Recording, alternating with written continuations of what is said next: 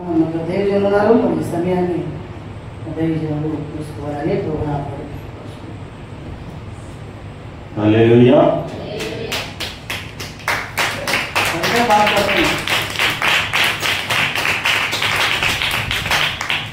దేవుని నామానికి మహిమ కలుగును గాక. హల్లెలూయా. దేవుని గొప్ప ఆశ్చర్య కార్యమును బట్టి ఈ మూడో దినాన్న దేవుడు తన కృపలో కనికరమును బట్టి ఈ మధ్యలో దేవుడు అంటే ఇశ్రాయేలు ప్రయాణ యాత్రని దేవుడు బోధించేటట్టు జ్ఞానముతో ఆయన ఆత్మాభిషేకముతో నింపి గుడ్డివాడిని మట్టివాడినైన నన్ను ఆయన మహిమతో మహిమ కలిగిన వాక్యాన్ని బోధించడానికి దేవ జ్ఞానాన్ని నింపి పరిశుద్ధాత్మ దేవుడు ఆయన ఆత్మ కార్యాల ద్వారా మీ మధ్యలో మాట్లాడటానికి దేవుడు కృప చూపుచున్నాడు. హల్లెలూయా. దేవాది దేవునికి నేను ఎంతైనా కృతజ్ఞుడని మరి ఆయన స్తుతిస్తూ మరి మీ మధ్యలో ఈ రాత్రి కాలం మూడవ దిన ఆఖరిగా ఈ సమయాన్ని దేవుడు ఎంతో ఆశీర్వాదకరంగా చేయాలని దేవుని కృప కనికరం ఆయన యొక్క ప్రయాణ యాత్ర ఇజ్రాయిల్ యొక్క దేవుడు అని చెప్పబడిన దేవుని ఫలము ఏ రీతిగా ఉందన్న విషయాన్ని ఈ 4వ కూటం ఇది గురువారం మొదలుకొని సాయంకాలం మొదలుకొని శుక్రవారం శనివారం కనుక ఈ కూటాల్లో ప్రతి దాంట్లో పాల్గొందిన వారు లైవ్ ద్వారా చూస్తున్న ప్రతి బిడ్డని దేవుడు దీవించి ఆశీర్వదించి బలపరుస్తారని నమ్ముతూ విశ్వసిస్తున్నారు. హల్లెలూయా. కనుక నాలో ఎంత బలహీనత ఉన్నప్పటికీ దేవుడు బలపరిచారు. బలహీనము కాకుండా దేవుడు జలుబుతో పక్కన బాధపడుతున్న శరీర బలహీనత ఏర్పడిన దేవుడు బలపరిచి మరి ఏ పొజిషన్కు వేసుకోకుండా దేవుడు సన్నిధానంలో రాత్రి కాలం నిలబెట్టాడు. హల్లెలూయా. మంచిది. చాలా మంది మరి నిన్నటి మొన్న దినాన్ని రాలేదు కనుక ఒకసారి ప్రయాణాన్ని మరొకసారి జ్ఞాపకం చూసుకుంటూ మరి కొన్నిటికి చిత్రపటాలు ఉన్నాయి, కొన్నిటికి చిత్రపటాలు లేవు. సంఖ్య లెక్కలు మాత్రం ఉన్నాయి. ఆ లెక్కల్లో ఉన్న అర్థాలు కూడా చెప్పాం. కొన్నిటికి మరి చిత్రపటం రూపంతో ఇవ్వబడింది. ఆ చిత్రాలు కూడా బాణం మార్పుతో మీకు ఫలానా చూపించబడుతుంది. కనుక ఒక్కసారి రిపీట్ చేసుకొని మనం ఎక్కడికి వచ్చామో అన్న విషయాన్ని కూడా జ్ఞాపకం చేసుకొని దేవుని వాక్యంలో మొదటిగా చూసినట్లయితే నిర్గమకాండము 12వ అధ్యాయము 37వ వాక్యాన్ని మనం ధ్యానించినట్లయితే ఒకసారి రిపీట్ చేసుకుందాం. త్వరగా చదవండి. అప్పుడు ఇశ్రాయేలీయులు రామసేసు నుండి సుక్కోతుకు ప్రయాణమైపోయిరి. ఎక్కడికన్నా ఇక్కడ చూడండి, రామసేసు వాళ్ళు నివసించే ప్రాంతము మరి కరువు ప్రాంతంలో ఉన్న కానాను దేశంలో నుండి యాకోబు సంతతి వారు 70 మంది యోసేపు కాలంలో కానాను దేశంలో 430 సంవత్సరాలు అంటే 30 సంవత్సరాలు సంతోషకరమైన జీవితం చేశారు. 400 ఏళ్ళు కఠిన బాధలో దుఃఖంలో వారు అనుభవించిన తర్వాత దేవుడు వారిని విడుదల చేశాడు. ఈ విషయాన్ని గత దినాల్లో లోతుగా ఇంకా గొప్పగా దేవుడు బయలుపరిచాడు. వీరెందుకు బానిసలు ఉన్నారు, దేని నిమిత్తం బానిసలు ఉన్నారు, 400 సంవత్సరాలు వీరు ఏ విధంగా వాళ్ళు అక్కడ శ్రమ పడ్డారు, ఆ సమయంలో దేవుడు కానాను దేశానికి ఏమేమి కార్యం చేశాడన్న విషయాన్ని కూడా వివరించడం జరిగింది. అంటే 400 సంవత్సరాలు వీళ్ళు ఇక్కడ బానిసలుగా ఉన్నారు, కానీ అక్కడ దేవుడు కొంతమంది జాతుల ద్వారా ఆ కరువు ప్రాంతాన్ని సరిచేసి పాలు తేను ప్రవహించే దేశముగా మార్చడానికి దేవుడు ముందుగా సిద్ధపరుస్తున్న ఆ సమయంలో వీళ్ళు ఇక్కడ బాధలు అనుభవించిన సమయంలో దేవుడు గొప్ప బల అతిశయము చేత ఆయన బలమైన హస్తము చేత యెహోవా అనే నామము ఆయన బలమైన నామమును బయలుపరుస్తూ ఇజ్రాయేలు దేవుడు తప్ప మరొక దేవుడు లేడు తెలియచేయడం కోసం ఇజ్రాయేల్ ప్రజలను విడిపించి మొట్టమొదటిగా ఆయన రక్తము గొర్రెపిల్లని ఎక్కడైతే వధిస్తూ గొర్రెపిల్లని ఎక్కడైతే గొర్రెపిల్ల రక్తంతో ఏ గుమ్మములో అయితే పూయబడిందో ఆ గుమ్మములో రక్షణ జీవితాన్ని, ఆ కుటుంబానికి రక్షణ జీవితాన్ని, ఆ ఇంటిలో ఉన్న వారికి రక్షణ జీవితాన్ని దేవుడు కల్పించి, ఏ ఇంట్లయితే దేవుని యొక్క ఆజ్ఞకు అతిక్రమించి ఈ యొక్క గొర్రెపిల్ల రక్తాన్ని పూయబడలేదో ఆ ఇంట్లో మరణము సంభవించి కేకలతో కూడిన అటువంటి భయంకరమైన ఆ వాతావరణంలో వీరు దేవునికి లోబడి ఆ దేవుని యొక్క బిడ్డలుగా జీవించడానికి నిబంధన చేసుకొని గొర్రె పిల్ల రక్తమును గుమ్మములో పూసుకొని జీవించారు కనుక రక్షించబడ్డారు. అలాగే మన జీవితంలో కూడా లోకము, పాపము, శరీరము, గొప్ప కార్యాల మధ్యలో మరణిస్తున్న మనల్ని జీవింపచేసి జీవము కలిగిన దేవుని రక్తము ద్వారా కడగబడి ఆయన పుత్రులుగా జీవమును ధరించుకొని ఆయనతో పాటు పరలోక రాజ్యమునికి పరమకాలానికి సిద్ధపరచడానికి మొదటి మెట్టుగా మనం బాప్తిసం అనే పదంలోకి వస్తున్నాం. రెండవదిగా మనం చూసినట్లయితే మరి నిర్గమకాండము 12వ అధ్యాయం 37వ వాక్యాన్ని ధ్యానించినట్లయితే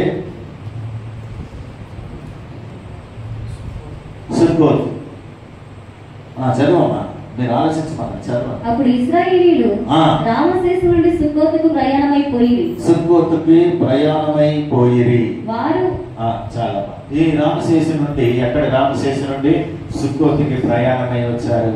ఈ సుక్కోతు అనగా దేవుని యొక్క రక్షణ అనే విషయాన్ని మనము చూసాం. కనుక ఆ రక్షణ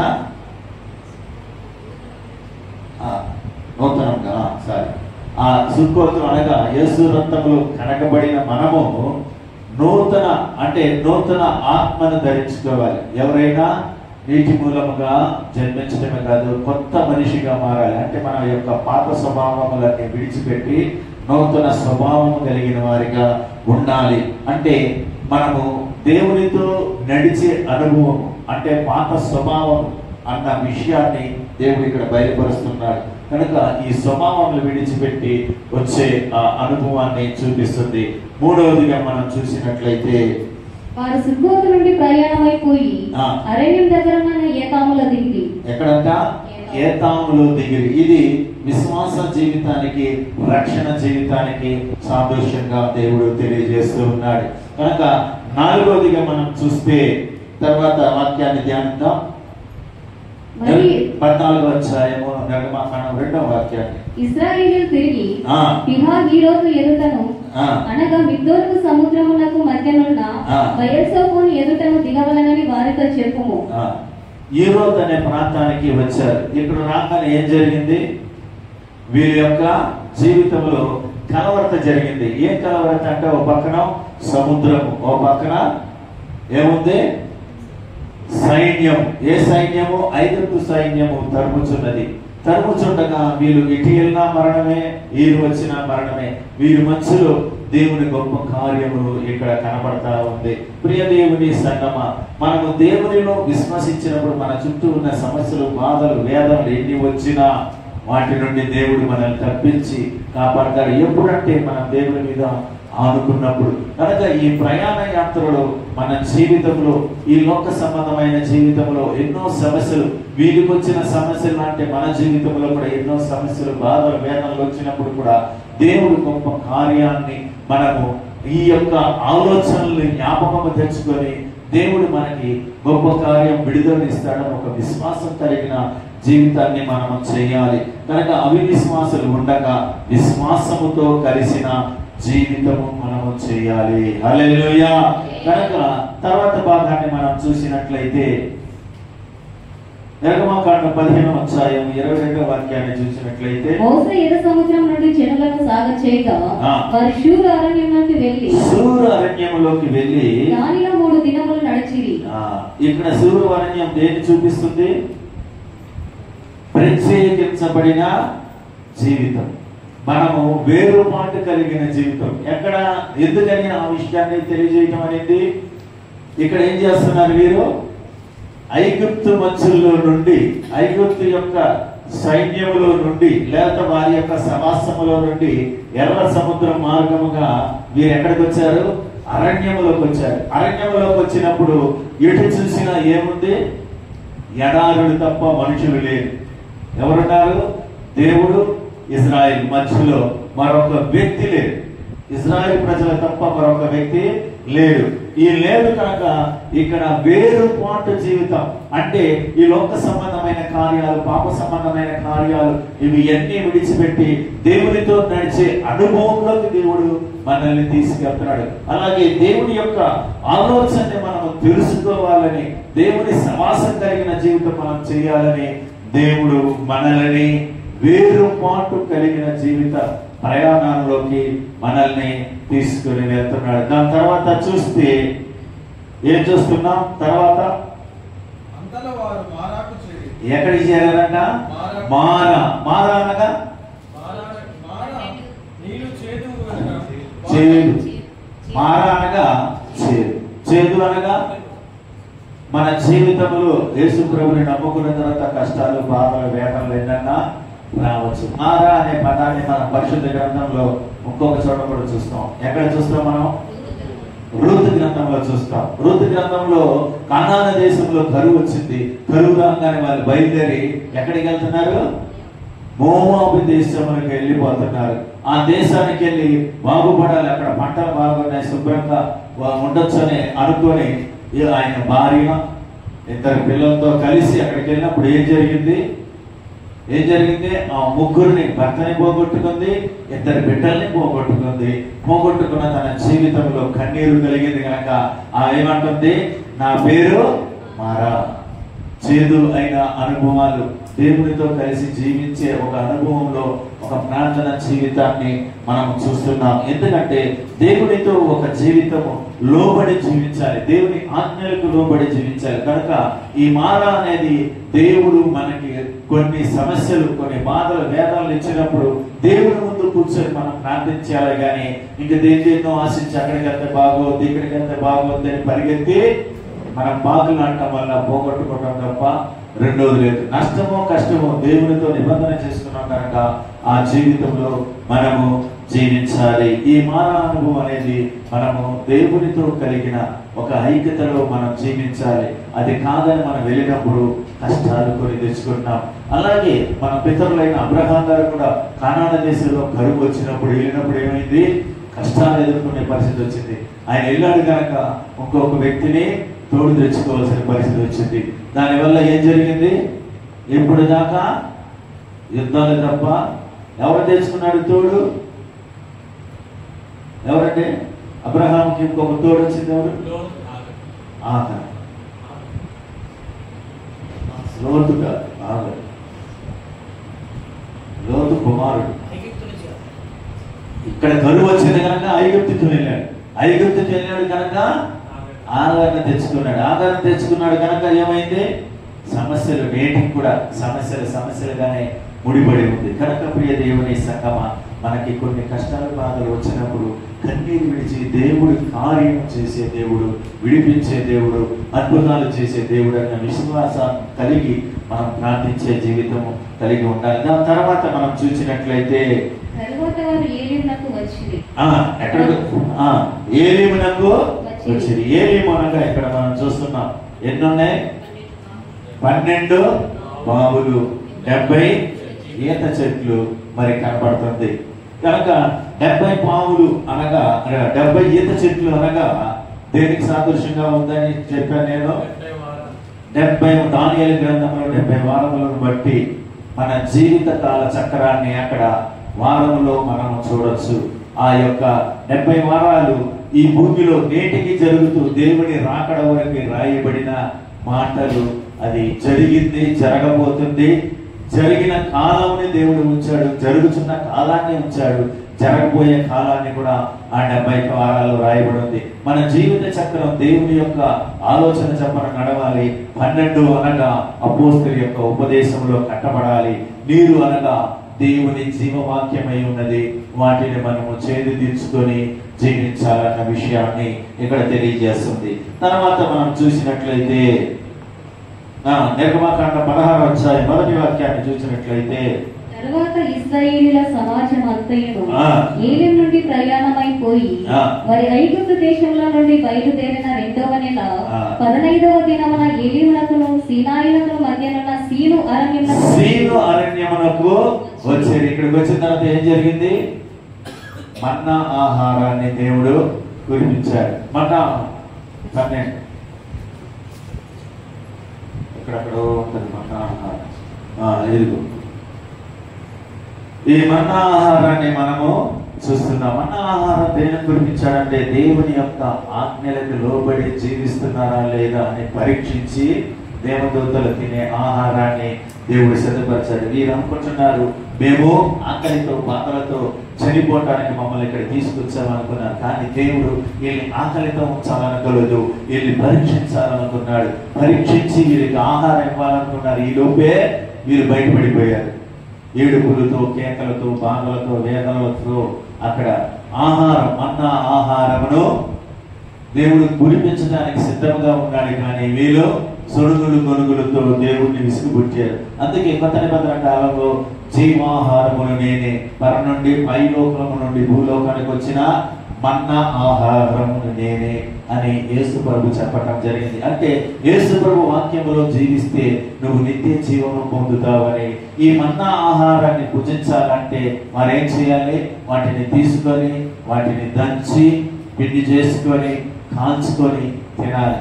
ఒక శ్రమ జీవితానికి, ప్రార్థన జీవితానికి మనం దేవునితో కలిసి ప్రార్థించి దేవుని ఆశీస్సులు పొందడానికి ఒక వరముగా దేవుడు భావించి మనకిచ్చి ఉన్నాడు. దాని తర్వాత చూసినట్లయితే సీను అరణ్యంలో నుండి బయలుదేరి దొబాకాలో దిగిరి. దొబాకాలో దిగిరి. దొబాక అనగా ఏమని రాయబడి ఉంది? దొబాక ఏం చెప్పాను? లోయ లేకపోతే ధ్యానించుట. దేవుని వాక్యాన్ని ధ్యానించే వారుగా ఉండాలని కొన్ని విషయాలని దేవుడు నాకు తెలియపరిచాడు. మీరు కొన్నిట్లో పిక్చర్ లేదు, కొద్దిగా ఆ అంకె ఉంది, అంకె ప్రకారం మీరు చూసుకోండి. ఎందుకంటే కొన్ని పిక్చర్లకి మొత్తం పటం చాలు కనుక కొన్ని ఇంపార్టెంట్ మాత్రమే ముందుకు వచ్చాం కనుక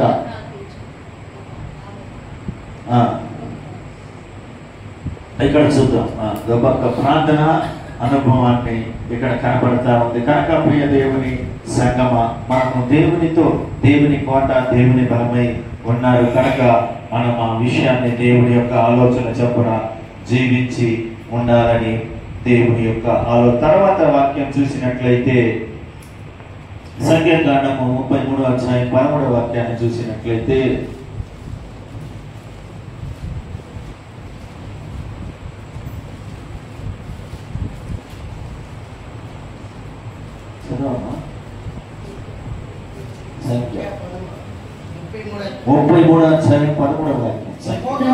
నుండి బయలుదేరి ఆలుషులో దిగిరి. ఆలుషులో దిగిరి. ఇది దేనికి సాదృశ్యంగా ఉంది?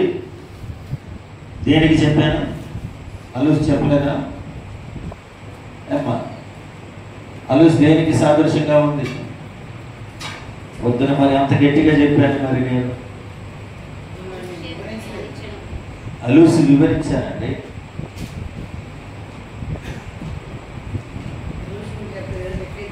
అలూస్ లోయ దేవుని వెంబడించి వెళ్ళే జీవితానికి సాదృశ్యంగా ఉందన్న విషయాన్ని చెప్పాను. లోయలు లేక దేవుడిని వెంబడించి నడిచే అనుభవానికి సాదృశ్యంగా ఉందని చెప్పాను. తర్వాత చూసినట్లయితే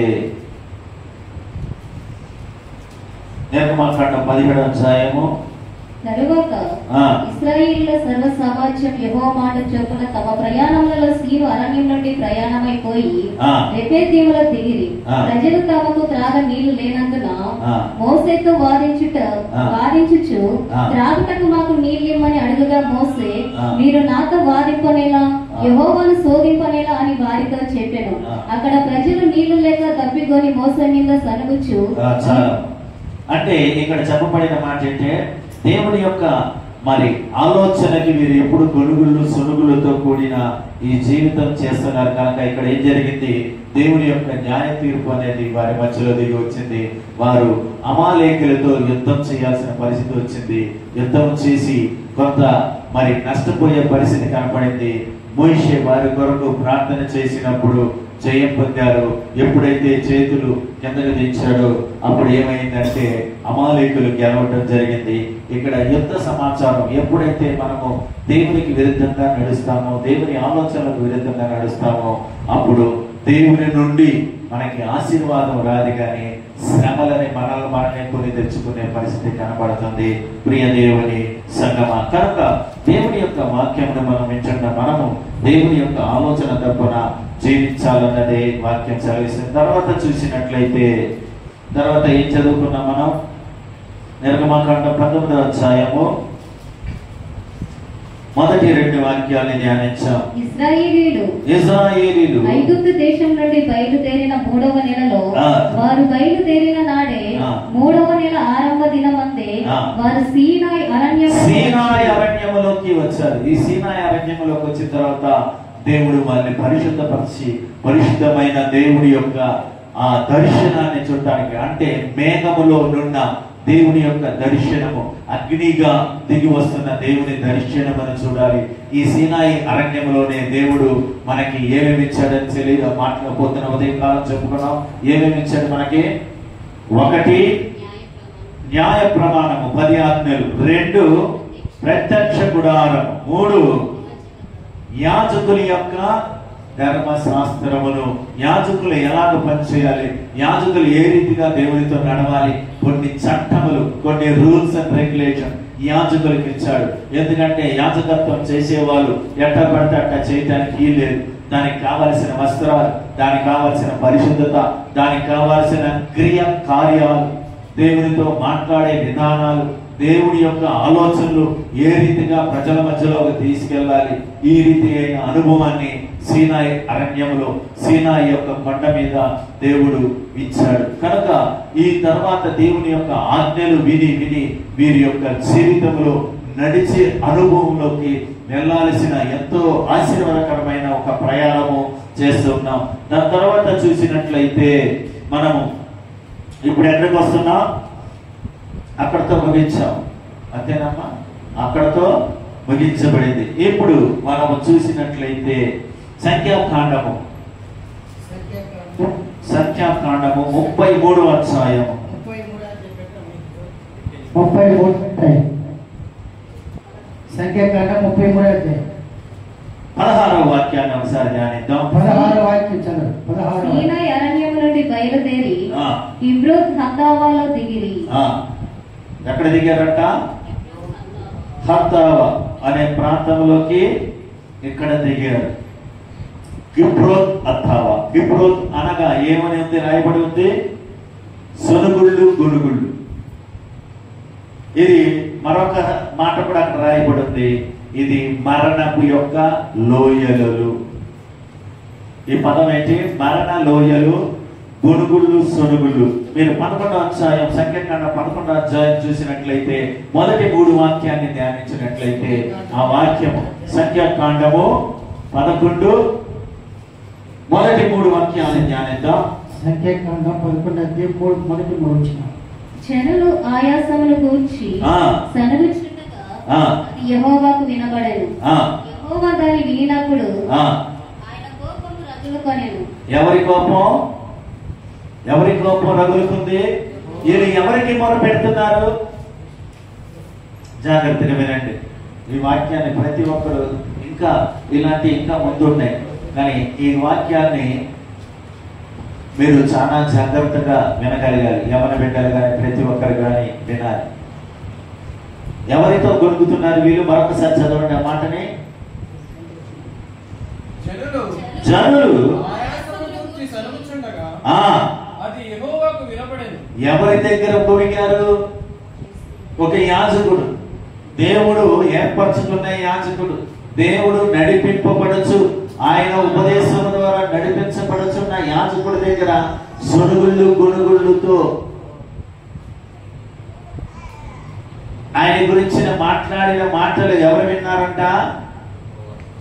మీరు మాట్లాడే దేవుడి యాజకుల ముందు మీరు మాట్లాడినా వెనక మాట్లాడినా ఎవరు వింటారు?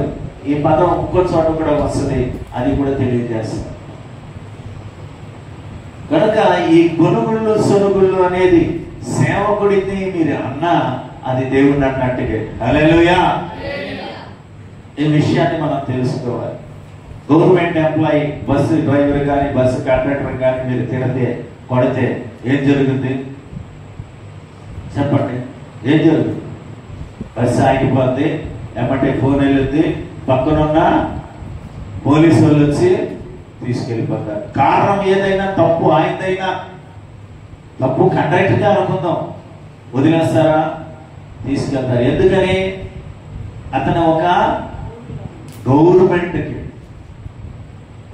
చేస్తున్నాడు కనుక విడిచిపెట్టరు. అలాగే దేవుని యొక్క సేవ చేస్తున్న వారి యొక్క మాటని దేవుడు వింటాడా? వాళ్ళ బాధలు, వేదనలు, వాళ్ళ తప్పులు ఏమన్నా ఎన్నన్నా ఉండొచ్చు, కానీ గొనుగుళ్ళు సొనుగుళ్ళు చెయ్యగానే దేవుడు ఆ విషయాన్ని ఎమ్మటే విని దేవుడు తీర్పు ఎమ్మటే వారి మీదకి వచ్చేస్తుంది. దీని విషయంలో 1 కొరింథీయులకు రాసిన పత్రిక 10వ అధ్యాయము 6వ వాక్యాన్ని మనం చూసినట్లయితే, 1 కొరింథీ 10 వారు ఆశించిన ప్రకారము మనము చెడ్డ వాటిని ఆశించకుండునట్లు ఉండకుండునట్లు ఈ సంగతులు మనకు దృష్టాంతముగా ఉన్నవి. జనులు తినుటకును త్రాగుటకును కూర్చుండి ఆడుటకు లేచిరి అని వ్రాయబడినట్లు వారిలో కొందరి వలె మీరు విగ్రహారాధికులై ఉండకుడి. వారి వలె మీరు ఉండకుండా. యాకోబు రాసిన పత్రిక 4వ అధ్యాయం 2వ వాక్యాన్ని చూసినట్లయితే, 4వ అధ్యాయం 2వ వచనం, మీరు ఆశించుచున్నారు గాని మీకు దొరకటలేదు. నరహత్య చేయుదురు, మత్సర పడుదురు గాని సంపాదించుకొనలేరు.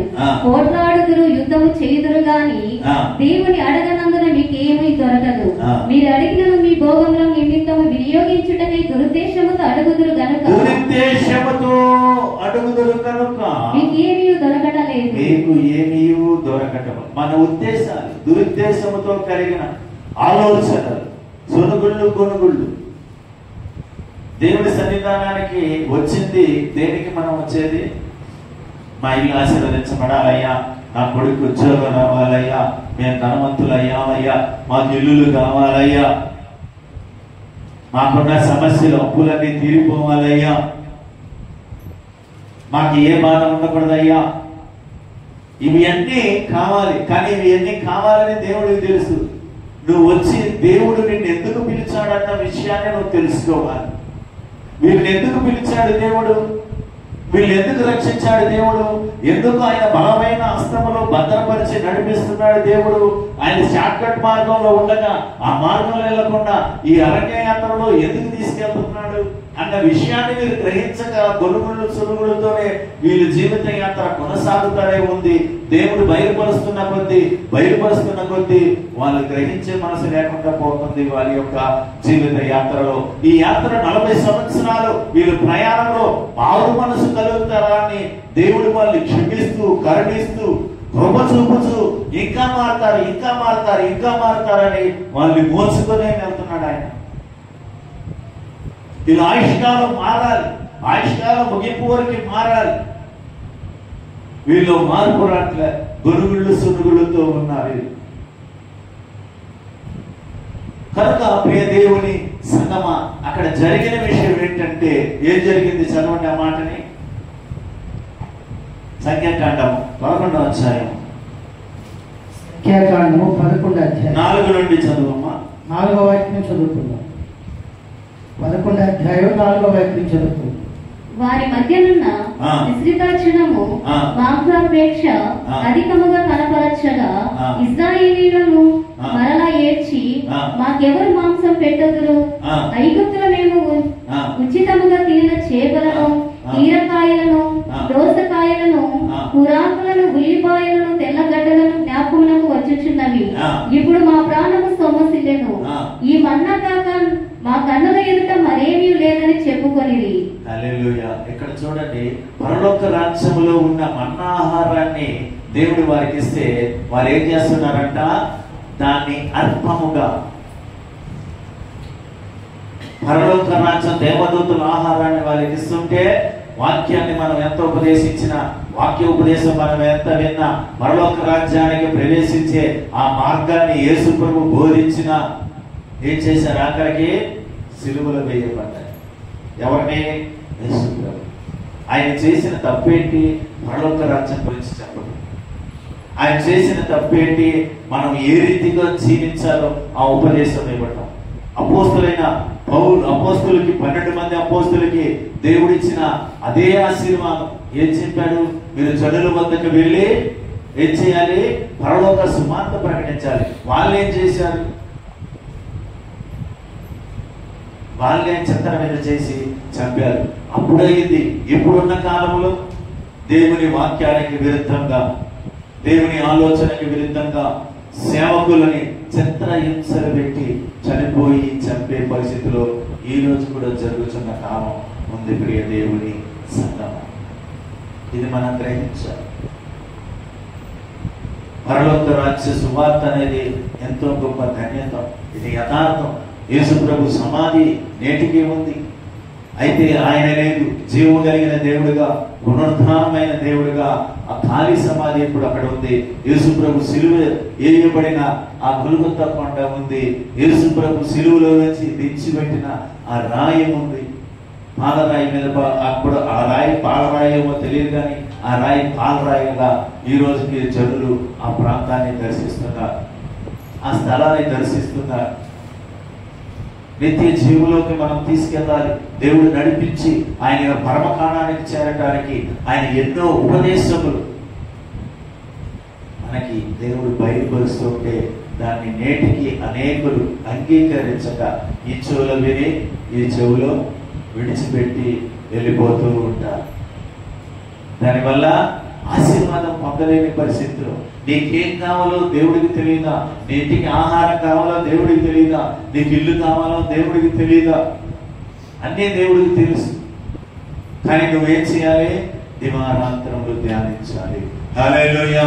దేవుని వాక్యాన్ని ధ్యానించాలి, దేవుని ఆలోచనలు ధ్యానించాలి, దేవునితో జీవించే అనుభవం కలిగిన వారిగా ఉంటారు. మార్కు సువార్త 4వ అధ్యాయం 18వ వాక్యాన్ని ఒకసారి చదివినట్లయితే, మార్కు సువార్త 4వ అధ్యాయం 18వ వచనం చదువుకుందాం. 4వ అధ్యాయం 18వ వచనం.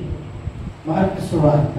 ఇతరులు ముళ్ళ పొదలలో విత్తబడిన వారు, వీరు వాక్యం విందురు గాని ఐహిక విచారములను, ధనా మోసమును మరి ఇతరమైన ఆపేక్షలను లోపల చొచ్చి వాక్యమును అణిచివేయుట వలన అది నిష్ఫలమగును. ఏమవుతుందంట?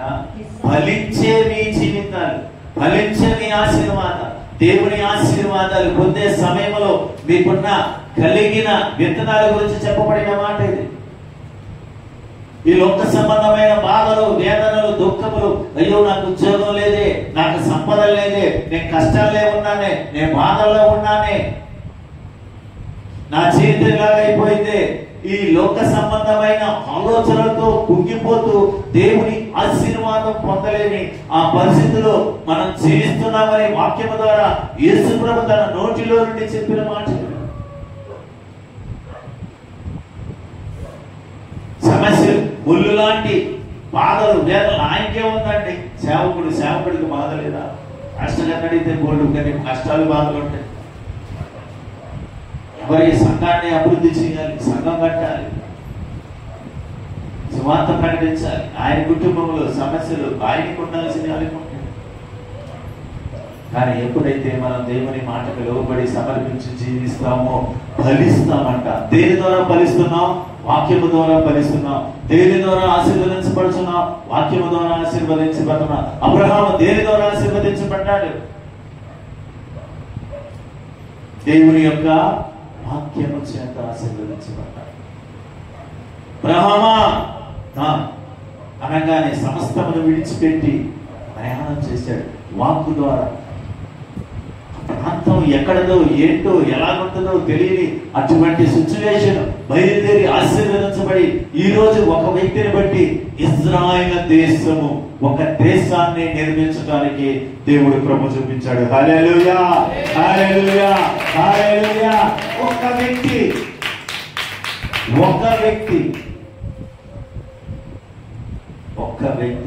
ఆ ఒక్క వ్యక్తి లోబడటం వలన ఈరోజు ఇజ్రాయెల్ దేశం నిలిచి ఉంది.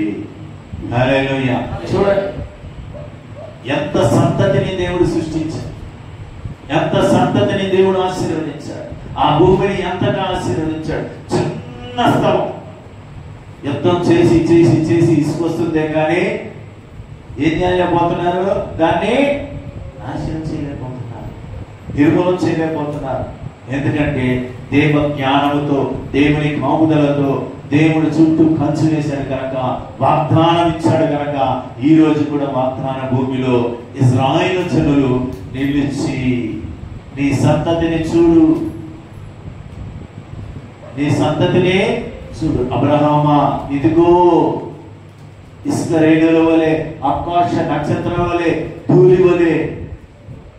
అబ్రహాం సంతతిని దేవుడు ఆ రీతికి ఆశీర్వదించాడు. అబ్రహాం పిల్లలు ఉన్నారా? ఆలోచించండి, పిల్లలు ఉన్నారా? పిలిచినప్పుడు పిల్లలు లేరు. అయ్యా నాకు ఎంత ఆస్తినిచ్చో ఏం చేసుకుంటాను? నీకు నేను బిడ్డనిస్తాను, వాగ్దాన బిడ్డనిస్తాను. మాట వాక్కు శక్తి కలిగినదిగా ఉందని దేవుని పరిశుద్ధ గ్రంథం చదివిస్తుంది. హల్లెలూయా. వాక్కు జీవము కలిగినదిగా ఉందంట. ఏమైందంట? జీవము కలిగిందా ఉందంట.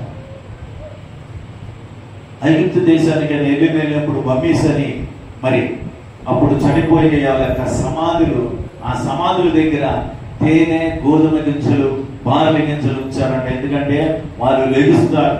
ఈ యొక్క అనుభవం యూసెఫ్ ద్వారా వాళ్ళు కనుగొన్నారు. 3 సమాధులు, పెద్ద పెద్ద సమాధులు ఉన్నాయి, పిరమిడ్స్ అని. ఆ ప్రాంతానికి వెళ్ళినప్పుడు అక్కడ గైడ్స్ చెప్పారు, ఆ రోజుల్లో ఆ చనిపోయే పడుకోబెట్టి దానికి కొన్ని అత్తర్లు అంటే తైలాలన్నీ పూసి ఆ యొక్క నిద్రపోతున్నారు వీళ్ళు. ఒకప్పుడు వీళ్ళు లెగుస్తారు, లెగిస్తే వీళ్ళకి ఆకలేస్తుందని తేనె ఒకటి, గోధుమలు ఒకటి, బార్లీ గింజలు ఒకటి ఆ కొండల్లో వేసి పెట్టారట. కొన్ని వేల సంవత్సరాలు అయిపోయింది. ఆ గింజలు తీసి భూమిలో చల్లితే ఆ మొలకలు వచ్చినాయంట. హల్లెలూయా, హల్లెలూయా. అంటే ఆ గింజలలో ఏముంది? జీవం ఉంది. అలాగే ఈ దేహంలో జీవం ఉండాలి. ఈ జీవం అనగా దేవుని వాక్యము నీ హృదయంలో నగర వేస్తూ, దేవుని వాక్యములో నువ్వు జీవించినప్పుడు, దేవుని వాక్యములో నువ్వు బలముగా నాటపడినప్పుడు ఈ దేహము జీవమై ఉంటది. అందుకే కొరింథీయుల్లో అపోస్తలుడైన పౌలు అంటాడు, మీరు విత్తబడిన విత్తనముతో పోల్చి సజీవముగా లెగిస్తారు. ఏ రీతిగా లెగిస్తారన్న విషయాన్ని 15వ అధ్యాయంలో చెప్పబడిన మాటలు అందులో వివరంగా మనం చూడొచ్చు. ఇప్పుడు చదివే సమయం లేదు, చదువుకోండి. బలమైనదిగా బలహీనమైనదిగా విత్తబడి బలమైనదిగా లేపబడును. హల్లెలూయా. అంటే దాని అర్థం ఏంటి? శరీరం మొత్తం బలహీనమైపోయిన లాజరు చనిపోయాడు, బాడీలో ఏ పార్ట్ పనిచేయట్లేదు. దేవుని వాక్కు బలకంగానే ఎక్కడ ఎలాగ లేచి వచ్చాడన్నది ఆశ్చర్యమైన విషయాలు. ప్రియ దేవుని ఆ లాజరు సమాధిని కూడా నేను చూశాను, చాలా కిందకు ఉంటది. మరి ఆయన రావాలి, బయటికి ఎలా వచ్చి ఉంటాడు ఒకసారి ఆలోచించండి. శవాన్ని ఏం చేశారు? చనిపోయిన లాజరుని ఏం చేశారు? చుట్టారు. ఎలా చుట్టారు? మొత్తం బెగబెట్టి మొత్తం చుట్టేశారు. మరి ఎలా వచ్చి ఉంటాడు లాజరు బయటికి? ఒకసారి ఆలోచించండి. వస్త్రములతో చుట్టబడి ఉంది. మరి ఎలా నడిచాడు? దేవుని వాక్యం ఎలా వినబడింది? లాజరే నువ్వు బయటికి రా. దేవుని యొక్క వాక్కులో ఉన్న శక్తి అతనికి జీవం ఇచ్చింది. హల్లెలూయా, హల్లెలూయా, హల్లెలూయా. లేచి బయటికి రాగానే అతని కట్టులను ఏమంటున్నాడు యేసు ప్రభు? అతని కట్టులను విప్పుడి. నేను వెళ్ళి చూసి ఆశ్చర్యపోయా. ఎక్కడో కింద ఉంది. మరి అప్పుడు సమాధి ఎక్కడుందో తెలియదు కానీ గుహగా ఉంటుంది, ఒగ్గి వెళ్ళాలి కదా. పైకి ఎలాగొచ్చాడు ఆయన? ఇలాంటి ఆశ్చర్యమైన విషయాలు ధ్యానిస్తే కానీ మనకి భయపడు. దేవుని సంఘం ఒక వ్యక్తిని చుట్టబడి గొడ్డలతో పూర్తిగా చేతులు కాళ్ళు కట్టేసినట్టుగా చుట్టబడితే ఎలాగొచ్చి ఉంటాడు? అది ఈ రోజు కూడా నేను ధ్యానిస్తూ ఉంటాను. ఎత్తుకుంటూ వచ్చాడా? నడిసే అవకాశం లేదు. మరి ఎలాగొచ్చాడు బయటికి? ఇలాంటి గొప్ప గొప్ప విషయాల్ని మనము ధ్యానించాలి. కనుక ప్రియ దేవుని సంగమా, ఈ రాత్రి వేళ దేవుని వాక్యం వింటున్న నేను నువ్వు దేవుని యొక్క ఆలోచనల్ని జ్ఞానము ధ్యానించేవారుగా ఉండాలి.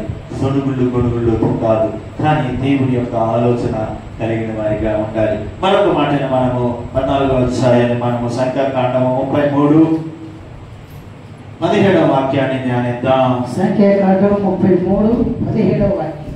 ఇబ్రో హత్తావాలో నుండి బయలుదేరి హజేరోతులో దిగి. ఎక్కడ దిగారంట? అసే. అది ఎక్కడ ఉంది? ఇదేనా? ఇక్కడ ఏం జరిగింది?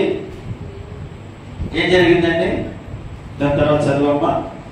11వ అధ్యాయం 35వ వాక్యాన్ని చదవండి. 11:35 అంతే. 35 వచ్చిన 11 అధ్యాయం 35 వచ్చిన. జనులు కిబ్రోత్ హత్తావా నుండి హజేరోతుకు ప్రయాణమైపోయి హజేరోతులో దిగిరి. తర్వాత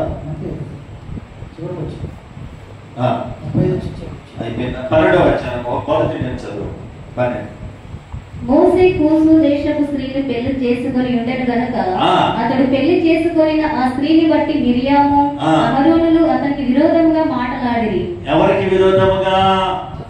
ఎవరికి విరోధముగా? ఎవరికి విరోధముగా? ఎవరు మాట్లాడుతున్నారు? ఎవరండి? మిరియాము ఏమవుద్ది మోషేకి? సొంత అక్క. ఆరోన్ ఏమవుతాడు? అత్త కాదు, అక్క. అహరోను మిరియాము అన్న అవుతాడు. ఆరోన్ అన్న అవుతాడు. ఒకసారి మిరియాము అక్క. చదువమ్మా, కంటిన్యూ చేయండి మాట. 12వ.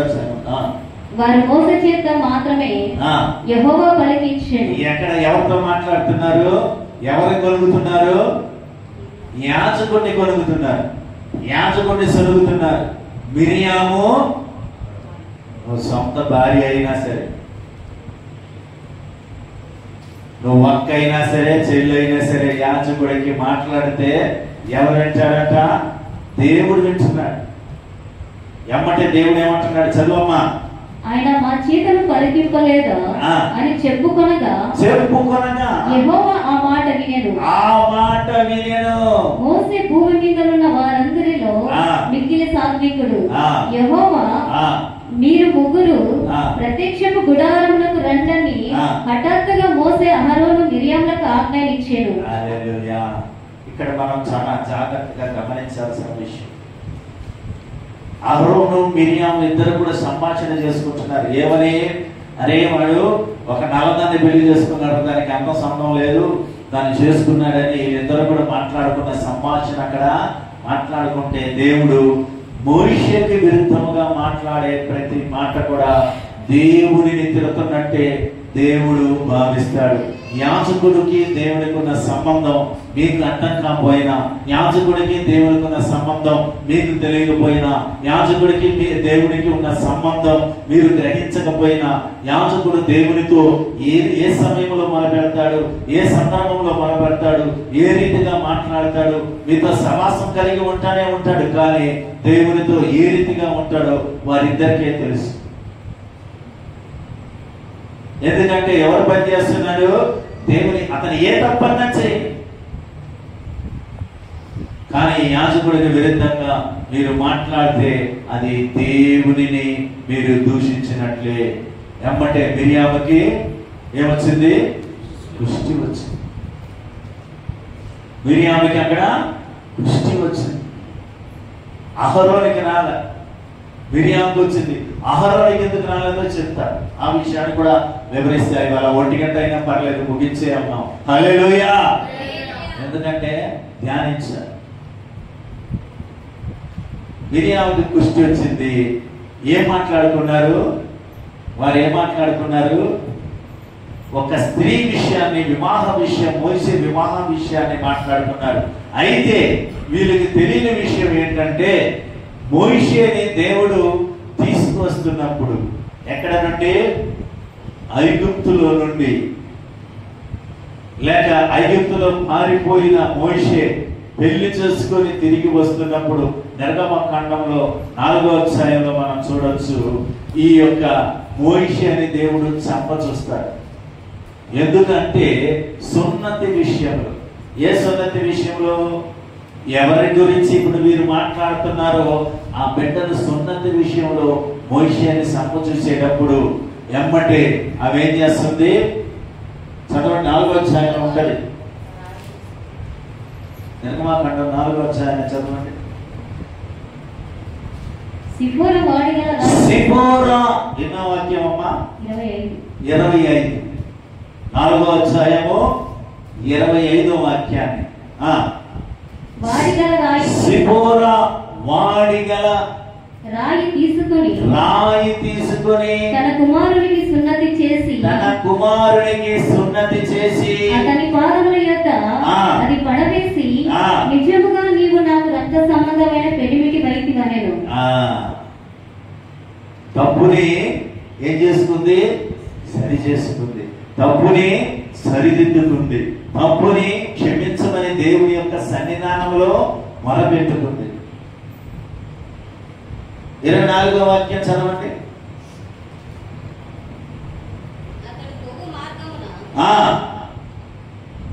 సత్రంలో యెహోవా అతనిని ఎదుర్కొని అతనిని చంప చూడగా ఎవరిని చంప చూడగా? మోషేని చంప చూడగా. అందరినీ దేవుడు ఒకలాగే చూస్తాడు. నిన్ను ఒకలాగా, యాజకుని ఒకలాగా చూస్తాడు. అందరినీ ఒకేలాగా చూస్తాడు. తీర్పు అనేది దేవుడి ఇంట్లో ప్రారంభం అవుతుంది. ఆ విషయాన్ని గుర్తుపెట్టుకో. తీర్పు ఎక్కడ మొదలవుతుంది? మొట్టమొదట దేవుడి ఇంట్లోనే మొదలవుతుంది. ఎందుకని? నీకు ఉపదేశిస్తున్నాడు, ప్రార్థన చేయమని చెప్తున్నాడు. ఎన్నో వారాలు వస్తున్నాం, ఎన్నో శనివారాలు వస్తున్నాం, ఎన్నో ఆదివారాలు వస్తున్నాం. దేవుడి వాక్యం ఇంట్లో వింటున్నావు, ఎక్కడ వింటున్నావు. అన్ని విన్నప్పటికీ నీ మనసు మారకపోతే ఎక్కడి నుంచి మొదలవుద్ది? దేవుడి ఇంటిలో నుండి తీర్పు మొదలవుద్ది. హల్లెలూయా. వాక్యం రాయబడింది, నేను చెప్పట్లా. కనుక ప్రియ దేవుని సంగమా, దేవునికి ఒప్పందం కలిగిన వారు దేవుడు క్షమించేశాడు, దేవుడు దయ చూపించాడు, దేవుడు వారిని కృప చూపించాడు. ఇవి అన్ని జరిగిపోయింది. ఈ యాత్రలో వాళ్ళు తోడుగా వచ్చారు, యాత్ర ప్రయాణం చేస్తున్నారు. చేసి అంతా అయిపోయి ఎండింగ్ టైంలోకి వచ్చినప్పుడు ఇప్పుడు అవసరమా? జరిగిపోయిన కథలు మనకు అవసరమా? ఆలోచించండి. నడిపింపుకు మీరు లోబడాలి. నడిపింపుకి మీరు లోబడాలి. లోబడకపోతే ఇలాంటి గొడుగులు సొడుగులు అయితే ఆశీర్వాదాలు కాదు, శాపాన్ని పొందుతారు. కనుక ఆమె కుష్టి వచ్చేసింది. ఆ కుష్టి ఆమె వెలుపుటకి వెళ్ళాలి. ఎక్కడికి? పాలయము వెలుపుట. చాలా దూరంలోకి వెళ్ళి ఒక చెయ్యి కూడా మధ్యలో నలిగి పశ్చాత్తాపడి పొంగితే గాని ఆమెకి విడుదల రాదు. కనుక ప్రియ దేవుని సంగమా, కొన్ని విషయాల్లో మనము చాలా జాగ్రత్త కలిగిన వారిగా ఉండాలి. హల్లెలూయా, హల్లెలూయా. కనుక ఇక్కడ మనం చూసినట్లయితే ఏమైందంట? గొడుగుళ్ళు సొడుగుళ్ళతో కూడిన ప్రయాణం. యాజకుడు అనగా దేవుని సంబంధమైన వ్యక్తులుగా ఉన్నారు. యాజకుడు అనగా దేవుని యొక్క ఆలోచన తెలియజేసే వ్యక్తిగా ఉన్నాడు. యాజకుడు అనగా దేవునికి భయపడి జీవించే వారిగా ఉన్నారు. నీకులాగా ఆయన జీవించలేడు, నువ్వు తిరిగినట్టుగా ఆయన తిరగలేడు. ఎందుకని? ఆయన తల దూవుకున్నా తప్పే. మీరు ఎన్నిసార్లు దూవుకోవచ్చు, ఎంత మేకప్ అన్న వేసుకోవచ్చు. యాజకుడు తల దూవుకుంటే ఏమంటారు? ఇదిగా అయ్యా, ఈయనకు సోపు కావాల్సి వచ్చింది అయ్యా, తల కూడా దూవుకోకూడదు అంటారా? అంటారా? అందుకే శుభ్రంగా బోరుకులు చేసుకొని వస్తాం మేము. దూకునే పని కూడా లేదు. కనుక ప్రియ దేవుని సంగమం, యాజకుడు అనే ఒక వ్యక్తి దేవునికి ప్రతినిధిగా ఉన్నాడు. యాజకుడు అనే వ్యక్తి దేవుని యొక్క దూతగా ఉన్నాడు. యాజకుడు అనే వ్యక్తి దేవుని దగ్గర పొందుకొని జీవాహారమును పొందుకొని ఆ జీవాహారాన్ని మీకు అందివ్వటానికి ఆయన ప్రయాసపడుతూ ఉంటారు. మీరు నిద్రపోయినట్టుగా ఆయన నిద్రపోలేడు, నిద్రపోమన్నా నిద్రపోలేడు. ఎందుకంటే ఒక బాధ్యత, ఒక భయం. సంఘమును ఆయన చేతులు చెప్పిన తర్వాత ఒక భయంతో కూడిన జీవితం. ఎవరికైనా బాగలేదంటే ఈయనకి బాగలేకపోయినా ఆయనకి వెళ్ళి ప్రార్థన చేయాలి. ఆయనకి బాగలేదని ఎవరైనా ఎప్పుడైనా ప్రార్థన చేశారో వచ్చి? నీకు బాగలేదంటే స్కూటర్ వేసుకొని ఆయన ముగ్గుతూ మురుగుతూ బాధలు ఉన్నాయి పక్కన పెట్టి మీకు కొంచెం ప్రార్థన చేస్తారు. మరి అటువంటి నడిపింపు కలిగిన యాజకుడిని గొరిగితే సొనిగితే దేవుడు ఊరుకుంటాడా? ప్రియ దేవుని సంగమా, కనుక ఈ యొక్క యాత్ర ప్రయాణములో ఇప్పుడు మనం ఎక్కడికి వచ్చాం? ఎన్నో దానికి వచ్చాం? అజేరోతులోకి వచ్చాం. అజేరోతు అనగా మనము దేవునితో కలిగిన అనుభవంలో యాజకునికి విరుద్ధముగా ఏ మాటలు ఆడకూడదు. మాట్లాడినప్పుడు మన జీవితంలో కష్టాలు కలిగి ఒక భయంకరమైన వాతావరణంలోకి ఎందుకు శోధన వస్తుందంటే మనం చెప్తున్న మాటలు మనం ఏమైనా తప్పు చేసి ఉంటే మనం ఏమంటే పశ్చాత్తాపడాలి. కనుక మిరియాము పశ్చాత్తాపడినా కాలేదు. కానీ ఆరోన్ని దేవుడు ఎందుకు శిక్షించలేదు అనే ఒక పాయింట్ కూడా మీకు చెప్తా. దేవుడు ఆరోన్ని ఎందుకు శిక్షించలేదంటే మోషే నోరు ఎవరు? ఎవరండి? మోషేకి నోరు ఎవరు? ఆరోన్ని శిక్షిస్తే మోషేని శిక్షించినట్టే. కనుక మోషేతో పని ఉంది కనుక ఆరోన్తో కూడా పని ఉంది. ఆరోన్ సంగతి తర్వాత చూస్తారు దేవుడు. కనుక ఆరోన్ని ఎందుకు ఆయన శిక్షించలేదంటే మోషే ఉన్నంత వరకు ఆరోన్ సేఫ్ గానే ఉంటాడు. ఎందుకంటే నోరు కదా. మరి అందుకే దేవుడు అతనిపై అక్కడ తీర్పు ఇవ్వలేదు. ఈ మిరియాముకు మాత్రం తీర్పు ఇచ్చాడు. మిరియాము కూడా మామూలు వ్యక్తి కాదండి. ప్రవచన వీరం కలిగిన ఒక గొప్ప వ్యక్తి, నాట్యమాడి దేవుడిని అభిషేకించిన వ్యక్తి, మామూలు వ్యక్తి కాదు. ఏదో మనలాగా ఏదో గుడికి వచ్చే వ్యక్తి కాదు. దేవుణ్ణి ఆరాధించే వ్యక్తి. తమ్ముడు అంటే చాలా ఇష్టమైన వ్యక్తి. నైలు నదిలో పంపించినప్పుడు ఎక్కడికి వెళ్ళి ఆగుతున్నాడో, వరవళ్ళ కలిగిన నైలు నది, ఆ మొసళ్ళు కలిగిన నైలు నది తమ్ముడిని తినేస్తదేమో జాగ్రత్తగా కనిపెట్టుకొని ఉన్న ఒక వ్యక్తి మిరియాం.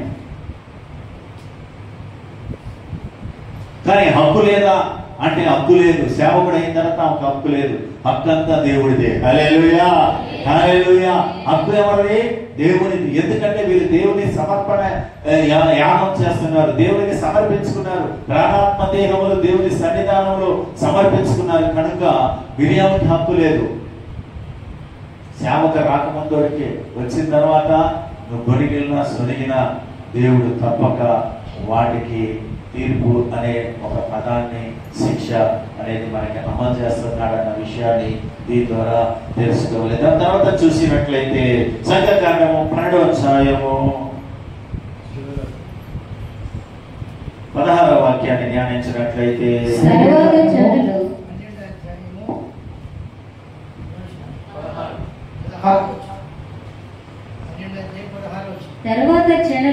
తర్వాత జనులు అజేరోతు నుండి సాగి పారాన్ అరణ్యంలో దిగిరి.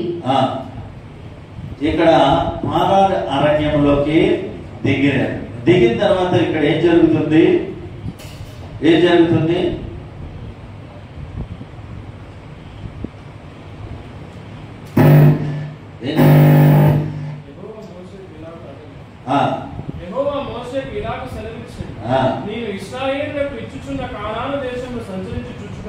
సంచరించి చూచుట. ఎన్నో వాక్యం అండి?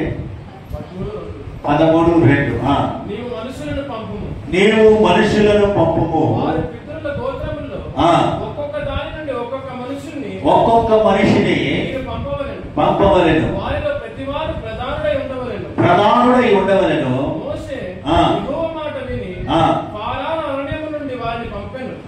వారందరూ ఇశ్రాయేలుల ముఖ్యులు.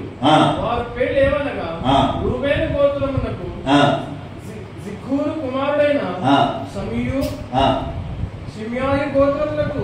చాలండి. ఆ గోత్రాల ప్రకారంగా ఎంతమందిని పంపించమంటున్నాడు దేవుడు? 12. ఎక్కడికి పంపించమంటున్నాడు? కానాను దేశాన్ని చూసి రమ్మని పంపమంటున్నాడు. వీరు వెళ్ళి ఏం చేస్తున్నారు? కానాను దేశానికి వెళ్ళి వచ్చి 10 మంది ఏమంటున్నాడు? వచ్చి అయ్యో అక్కడ ఉన్న జనులు బలమైన వారు, వాళ్ళు జయించటం మన వల్ల కాదు, వారిని జయించటం మన వల్ల కాదు. వీరికి ఎవరు తోడై ఉన్నారు? ఇజ్రాయెల్ మధ్యన దేవుడు తోడన్న విషయాన్ని ఇక్కడ ఐగుప్తు సైన్యాన్ని నిర్మూలపరిచిన విషయాన్ని, దేవుడు నడిపించిన విషయాన్ని మర్చిపోయారు. ఇప్పుడు ఏం చేస్తున్నారు? మనుషులను చూసి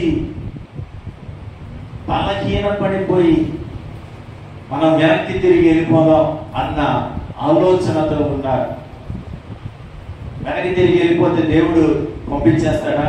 ఎంత కష్టపడి, ఎంత శ్రమపడి పోషించి వారి మధ్యలో నివాసం ఉండి గొప్ప కార్యాలు చేసిన దేవుడు మేము వెనక్కి తిరిగి వెళ్ళిపోతామంటే దేవుడు ఇష్టపడడు. కనుక అప్పుడు దేవుని యొక్క కోపము రగిలేదు. అప్పుడే దేవుడు అంటాడు, యెహోషువ కాలేబు తప్ప మీలో ఏ ఒక్కడు కూడా కానానులో ప్రవేశించరు. హల్లెలూయా, హల్లెలూయా. కనుక ప్రియ దేవుని సంగమా, పరమ కానానికి చేరే నీవు నేను జాగ్రత్తగా ఉండాలి. దేవుని నడిపింపు అనేది గ్రహించాలి. దేవుడు తీసుకెళ్తున్న మార్గం, దేవుడు ఉపదేశిస్తున్న మార్గం, దేవుడు బయలుపరుస్తున్న మార్గాన్ని జాగ్రత్తగా పరిశోధించి జీవించాలి. ఒక దర్శనం అనేది నీకు ఉండాలి. ఏ దర్శనం? పరలోక రాజ్యంలో నేను ప్రవేశించాలన్న ఒక దర్శనం నీలో ఉండాలి.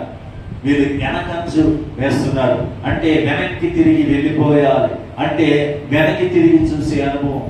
ఈ అనుభవంలో మరొక వ్యక్తి మనకి జ్ఞాపకం వస్తారు. ఎవరాలు? లోతు భార్య. ఆమె కూడా వెనక్కి తిరిగి, దేనికి వెనక్కి తిరిగింది? మన సేవకులు ఎన్నో ప్రసంగాలు చేసి ఉంటారు. దేనికి వెనక్కి తిరిగిందో ఒకసారి చెప్పండి. ఆస్తి కోసమా? అంతస్తు కోసమా? ఏమంటే ఆమె దేవుని భయభక్తులు కలిగిన వ్యక్తి. ఇద్దరు ఆడపిల్లని సొదొమ గొమొర్రా పట్టణ చనుల మధ్యలో, క్రూరమైన ఆ చనుల మధ్యలో, పాపము కలిగిన చనుల మధ్యలో వారిని దేవుని భయభక్తులు కలిగిన వారిగా పెంచింది. హల్లెలూయా. ఇద్దరు పిల్లల్ని భయభక్తులు కలిగిన వారిగా, కన్యకలుగా. లోతు అంటాడు, ఇదిగో నా ఇంట్లో వివాహమేరగని కన్యకలు ఉన్నారు. ఆ కన్యకాన్ని కాపాడుతూ వారిని భద్రముగా కాచిన వారు. ఒక బిడ్డని కాపాడి నడపాలంటే ఎంత కాపుదల ఉండాలి ఆడపిల్లల్ని. అది ఘోరమైన పాపపు ఆ పట్టణం, సొదొమ గొమొర్రా పట్టణాల్లో నివసించడం చాలా కష్టం. అటువంటి పట్టణంలో ఎంత పవిత్రత కావాలో అన్నది మనం ఒకసారి గ్రహిస్తే ఆమె పెంపకము చాలా జాగ్రత్తగా పెంచింది. కానీ వెనక్కి తిరిగి చూడటానికి ఆమెలో ఏం ఆశ కలిగిందో ఆ దేవుడికే తెలవాలి. మనం ఎన్నో ప్రసంగాలు చేస్తాం, కానీ లోతు భార్య వెనక్కి తిరిగి చూసి ఉప్పు స్తంభమైంది, ఆ స్థానాన్ని కూడా మమ్మల్ని తీసుకెళ్లారు. అది కూడా మనం చూడటం జరిగింది. ఎన్నో స్తంభాలు ఉన్నాయి, కానీ ఈ స్తంభం ప్రత్యేకంగా ఉంటుంది. దాన్ని తీసుకెళ్లి ఎంతో పరీక్ష చేస్తే ఇది మనిషి యొక్క శరీరానికి సంబంధించిన కొన్ని నిమోనాలు ఉన్నాయనేసి తెలియజేశారు. ఇప్పటికీ ఉంది అసలు. కనుక ప్రియ దేవుని సంగమం, మనం దేవుని యొక్క మార్గంలోకి వచ్చిన తర్వాత, క్రీస్తులో మన పరిశుద్ధ రక్తంలో కడగబడిన తర్వాత మన ముగింపు యాత్ర దేవునితో ఉండాలి. కానీ ఎప్పటికన్నా ఒకప్పుడు ముగింపక తప్పదు ఈ జీవితం. ఆ జీవిత యాత్రలో మనం ఏ రీతిగా జీవించాం, ఏ రీతిగా నడిచాం, ఏ రీతిగా పరిశుద్ధంగా ఉన్నాం, ఏ రీతిగా దర్శనం చూసాం, ఏ రీతిగా దేవునితో నడిచిన ఆ పరిశుద్ధత కలిగిన అనుభవంగా ఉన్నామని ఎప్పటికప్పుడు మనం పరిశుద్ధపరుచుకుంటా ఉండాలి. లోకంలో సవాసం చేసిన, పాప మనసులో సవాసం చేసిన నీవు పరిశుద్ధంగా. తామర పువ్వు అంటారు, ఈ నీటిలో తేలాడుతూ ఉంటుంది, దాన్ని ఏమంటారు? ఏ పువ్వు? కమల పువ్వు, తామర పువ్వు. దాని ఆకు మనందరికీ తెలుసు. ఎక్కడ ఉంటుంది దాని ఆకు? నీటిలోనే ఉంటుంది. కానీ నీరు ఆకు మీద వేస్తే అంటుకుంటుందా? అంటే చూసారా? అంటుకుంటుందా? అంటుకోదా? అంటుకోదు. ఎందుకని? దాని ప్రత్యేకత. మరి నీవు ఎలా ఉండాలి? వీటితో లోకంలో సమాసం చేసిన మన జీవితము పాపానికి ఉండకూడదు. మరి దేవుడు యేసు ప్రభు ఒక మాట అంటాడు, లోకాసు సువార్త 9వ అధ్యాయం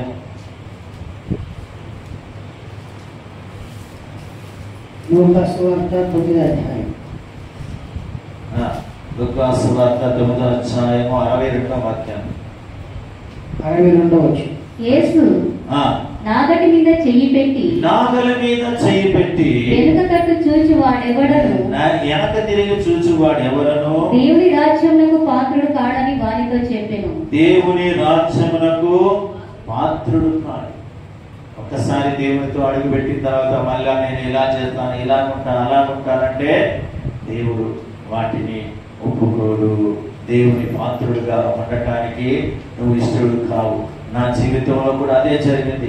ఉద్యోగం విడిచి వచ్చిన వాళ్ళు అనుకున్నప్పుడు ఎన్నో మాటలు చెప్పినప్పుడు ఈ వాక్యం ద్వారా దేవుడు నన్ను గద్దించాడు.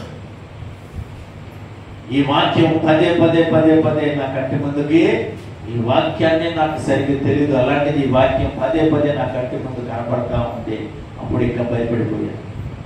ఇక లాభం లేదని ఇక నిర్ణయించుకొని దేవుడి యొక్క సన్నిధానంలో మోకాళ్ళు నిలబడి సాకిల్లో పడి ఇది తప్పుగా భావించి విడిచిపెట్టి రావడం జరిగింది. కనుక ప్రియ దేవుని సంగమా, దేవుని రక్తంలో కడగబడిన నీవు నేను వెనక్కి తిరిగి చూసి అనుభవంలోకి వెళ్ళకూడదని ఈ వాక్యం ద్వారా దేవుడు హెచ్చరిస్తున్నాడు. మరొక మాట కూడా చదువుకున్నాం. యెషయా గ్రంథము 59వ అధ్యాయము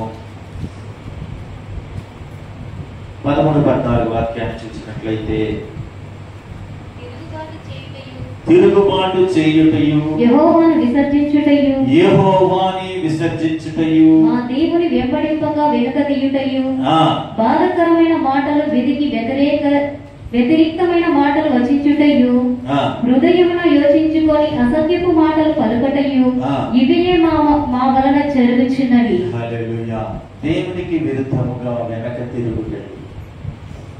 కనుక దేవునితో నడిచే అనుభవంలో ఉన్నాము కనుక ఆ అనుభవంలో మనము ఉండాలని దేవుడు వాక్యం సెలవిస్తుంది. మరొక మాటను కూడా మనం చదువుకుందాం. సంఖ్యాకాండం 20వ అధ్యాయం 1వ వాక్యాన్ని ఒకసారి ధ్యానించినట్లయితే, త్వరగా చదివితే ఇంకా 2-3 మాటలు ఉన్నాయని చెప్పి ముగించేస్తాను. సంఖ్యాకాండము 20వ అధ్యాయము 1వ వాక్యం. మొదటి నెల యందు ఇశ్రాయేలీయుల సర్వ సమాజము సీను అరణ్యమునకు రాగా ప్రజలు కదేశలో దిగిరి. అక్కడ మిరియాము చనిపోయి పాతి పెట్టబడెను. ఏం జరిగిందంట? మిరియాము చనిపోయి పాత పట్టబడెను. అంటే ఇక్కడ కాదేశ్ అనగా ఏంటి? దేవుని యొక్క మాటకి లోబడనందువలన, ఏమంట? లోబడనందువలన ఇవి మరణించటం జరిగింది. కనుక లోబడని జీవితము దేవునికి హేయమైనది. లోబడాలి ప్రతి మాటకి, దేవుడి మాటకి. లోక సంబంధ మాటకి మీరు లోబడపోయినా పర్వాలేదు, కానీ దేవుడి మాటకి లోబడి జీవించాలి. లోబడినప్పుడే మనకు ఆశీర్వాదము కలుగుద్ది. తగ్గింపు కలిగిన జీవితం, లోబడే జీవితం, లోబడి నడిచినప్పుడు దేవుని ఆశీర్వాదములు పొందే జీవితముగా మనకి కనబడుతుంది. ప్రియ దేవుని సంగమా, మన పరిశుద్ధ గ్రంథంలో మొదటి రాజుగా మరి ఎన్నుకోబడిన సౌలు జీవితాన్ని మనం చూసినట్లయితే, సౌలు గురించి దేవుడు ఎంతో గొప్పగా వర్ణిస్తూ, సౌలు గురించి దేవుడు ఎంతగా గొప్పగా సామువేలుకు బయలుపరుస్తూ, సౌలు యొక్క ఆ జీవిత అనుభవాన్ని, సౌలు యొక్క బలమును, సౌలు యొక్క సౌందర్యాన్ని దేవుడు సామువేలుకు వివరిస్తూ రాజుగా ఎన్నుకుంటున్నాడు. ఆ రాజుగా ఎన్నుకున్న మొట్టమొదటి వ్యక్తి, ఇజ్రాయిలీ యొక్క మరి మొదటి వ్యక్తి, రాజుగా నియమించబడిన వ్యక్తి ఎవరంటే సౌలు. ఇతని గురించి మనకి బాగా తెలిసిన విషయాలు. అయితే లోబడనందువలన ఏమైంది? లోబడనందువలన దేవుని ఆత్మ ఆయనను విడిచి వెళ్ళెను. హల్లెలూయా. ఏ ఆత్మ? దేవుని ఆత్మ. మీరు చదివితే క్లియర్ గా రాయబడింది, దేవుని ఆత్మ ఆయన విడిచి వెళ్ళెను, దురాత్మ ఆయన మీదకి వచ్చింది. ఎప్పుడు జరిగింది ఈ పని? నువ్వు ఎప్పుడైతే దేవుని మాటకు లోపడకుండా, దేవుని వాక్యానికి లోపడకుండా, దేవుని ఆలోచనకి లోపడకుండా, సేవకుడు ఉపదేశానికి లోపడకుండా జీవిస్తున్నావో విడిచిపెట్టబడిన ఆత్మలు, దురాత్మ శక్తులు నిన్ను ఆవరిస్తాయంట. ఎప్పుడంటే లోబడినప్పుడు. ఆయన ఇంట్లో చెప్పేది, నేనేంట్లో వినేది, ఆయన యోగ్యుడా, ఆయన పరిశుద్ధుడా, ఇలాంటి ఎన్నో మాటలు సేవకుడి గురించి మనం మాట్లాడుతూ ఉంటాం. ఆయన యోగ్యుడా, పరిశుద్ధుడా అన్న విషయం పక్కన పడితే దేవుడు అతన్ని వాడుకుంటున్నాడా లేదా అని ఒకసారి మనం పరిశోధించాలి. దేవుడు అతని ద్వారా మనకి కార్యాలు చేస్తున్నాడా అని ఒకసారి ఆలోచించాలి. దేవుడు అతని ద్వారా మనల్ని ఆశీర్వదిస్తున్నాడా లేదా అని ఒకసారి ఆలోచించాలి. కనుక యాజకత్వంలో దేవుని మాటకి లోబడే ఒక అనుభవం కలిగిన జీవితం చేయాలి. సౌలు లోబడనందువలన అతనికి శరీర సంబంధమైన ఆలోచనలు ఒక పక్కన పోగు చేసుకున్నాడు కనుక దేవుని ఉగ్రతని సరిచూశాడు. దేవుని ఆత్మ విడిచి వెళ్ళటం వలన అతని దురాత్మ ఆవరించి నిత్యము మరణంత వరకు అయినా ఆ రీతిగానే ఉన్నట్టుగా పరిశుద్ధ గ్రంథం సెలవిస్తున్న. హల్లెలూయా, హల్లెలూయా, హల్లెలూయా. ప్రియమైన దేవుని సంగమా, దేవుని మాటలు వింటున్న నీవు నేను దేవుని యొక్క ఆలోచనలు మనము విని జీవించాలి. మరొక మాటను కూడా మనం చూసుకుందాం. సంఖ్యాకాండం 20వ అధ్యాయము 22వ వాక్యాన్ని మనం ధ్యానించినట్లయితే, అప్పుడు ఇశ్రాయేలీయుల సర్వ సమాజము కదేషుల నుండి సాగి హోరు కొండకు వచ్చెను. యెహోవా ఎదోము పొలిమేరల యొద్దనున్న హోరు కొండలో మోసే అహరోనులకు ఇలాగ సెలవిచ్చెను. అహరోను తన పితరులతో చేర్చబడును. ఏలయనగా మెరీబా నీళ్ళ యొద్ద మీరు నా మాట వినక నా మీద తిరుగుబాటు చేసితిరి గనక నేను ఇశ్రాయేలీయులకు ఇచ్చిన దేశమందు అతడు ప్రవేశింపడు. హల్లెలూయా. ఇక్కడ ఏం జరిగింది? ఎక్కడ దేవుడు బండ దగ్గరికి 2 సార్లు 2 చోట కొట్టమన్నప్పుడు మోసేకు వచ్చాడు. మూడోసారి ఏం చెప్పాడంటే, దేవుడు నీవు బండ దగ్గరికి వెళ్ళి మాట్లాడమన్నాడు. ఇతను ఏం చేశాడు? 2 సార్లు బాధేశాడు. కనుక ఆ తీర్పు అనేది ఇప్పుడు జడ్జిమెంట్ వచ్చేసింది. దేవుడి తీర్పు వచ్చేసింది. నీవు ప్రవేశించలేవు. నీ వస్త్రములన్నీ తీసి నీ కుమారుడికి ధరింపమని దేవుడు అంటున్నాడు. ఈ కొండ మీద నీ మరణాన్ని కనబడి చూస్తారు. అంటే ఈ ప్రార్థన అనుభవం కలిగిన ఈ బండ మీద దేవుని కోపము అనేది ఇక్కడ కనపడతా ఉంది. ఇక్కడే దేవుని యొక్క ఆలోచన కలిగిన ప్రార్థన జీవితం అనుభవం కలిగింది కూడా ఉంది. కానీ ఎప్పుడైతే లోబడని జీవితం చేస్తున్నారో, అందుకే దేవుడి మాటని చక్కగా వినాలి. ఏదో సగం విని పరిగెట్టుకుని వెళ్ళి సగ జీవితం చేయటం కాదు. దేవుడి మాట ఏం చెప్తున్నాడని శ్రద్ధగా వినాలి. శ్రద్ధగా వింటేనే నీవు ఆశీర్వదించబడతావు. శ్రద్ధగా విననప్పుడు నీవు ఆశీర్వాదము పొందలేని పరిస్థితి కనబడుతుంది. ప్రియ దేవుని సంగమా, కనుక ఇక్కడ దేవుని యొక్క మాటకి వాళ్ళు విధేయత చూపించలేదు కనుక, వినలేదు కనుక తీర్పు అనేది దేవుడు మాట్లాడమన్న ఆ మాటని వీరు వినక, లేదా విని విననట్టుగా, లేదా ఎప్పుడు బండను మారుతున్నాం కదా, ఎప్పుడు ఒకే స్థాయిలో నడుస్తున్నాం కదా, ఒకే తీరులో వెళ్తున్నాం కదా, ఒకే మార్గాన్ని మనం దేవుడు చెప్తాడు కదా అని వీళ్ళు ఊహాగానం, వీళ్ళ ఆలోచన ఆ రీతిగా ఉంది కనుక బండని 2 సార్లు కొట్టడం వల్ల ఆయనను చేరలేదు, మోషేను అహరోను వెళ్ళలేని పరిస్థితి, మోషే కూడా వెళ్ళలేని పరిస్థితి జరిగింది. ఇప్పుడు తీర్పు ఇక్కడికి వచ్చింది కనుక ఇక నెక్స్ట్ తీర్పు మోషేకే జరుగుతుంది. ఎందుకంటే మోషే నోరు ఇక్కడతో ముగింపబడింది. తర్వాత మోషేకి నోరు లేదు కనుక ఇతని కొంత బాధ్యత వహించారు కనుక ఆ బాధ్యతని చెప్పి అప్పచెప్పిన తర్వాత మోషేని కూడా దేవుడు ముగింపు కనుగొంటాడు. కనుక ఇది మనకి ఏం చూపిస్తుంది? దేవుని యొక్క మాటకి లోబడి జీవించే ఒక అనుభవంలోకి జయ జీవితం అంటే ప్రార్థన జీవితం అనుభవంలోకి మనం వెళ్ళాలని దేవుడి యొక్క ఆలోచనలు తెలియజేస్తుంది ప్రియ దేవుని సంగమా. కనుక దేవుని యొక్క మాటను బట్టి మరొక చోట మరొక మాటను కూడా మనము చూద్దాం. సంఖ్యాకాండము 22వ అధ్యాయం 1వ వాక్యాన్ని చూసినట్లయితే, తరువాత ఇశ్రాయేలులు సాగి యెరికోకు ఎదురుగా యోర్దాను తీరంలో ఉన్న మోయాబు మైదానంలో దిగిరి. 33 వాక్యం 33 నుండి చదువు 35 వరకు. ఆ గాడిద నన్ను చూచి ఈ ముమ్మారు నా ఎదుట నుండి తొలగెను, అది నా ఎదుట నుండి తొలగని ఎడల నిశ్చయముగా నేను ఇప్పుడే నిన్ను చంపి దాని ప్రాణమును రక్షించి యుద్ధనని అతనితో చెప్పెను.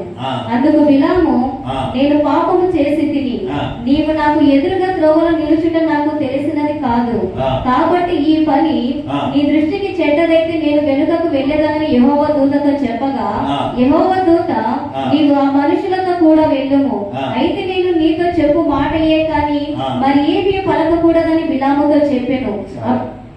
ఇక్కడ మనం చూస్తే ఎవరి గురించి చెప్పబడుతున్న మాట ఇది?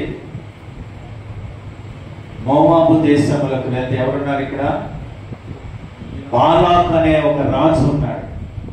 ఆ రాజు ఏం చేస్తున్నాడంటే ఇజ్రాయేలు దేవుని యొక్క గొప్పతనాన్ని తెలుసుకున్న రాజు ఒక సేవకుడు పిలవాలి. ఆ సేవకుడు శపిస్తే వారిని నేను జయించొచ్చు అన్న ఒక ఆలోచన. ఎవరు ఈ సేవకుడి పేరు? బిలాం.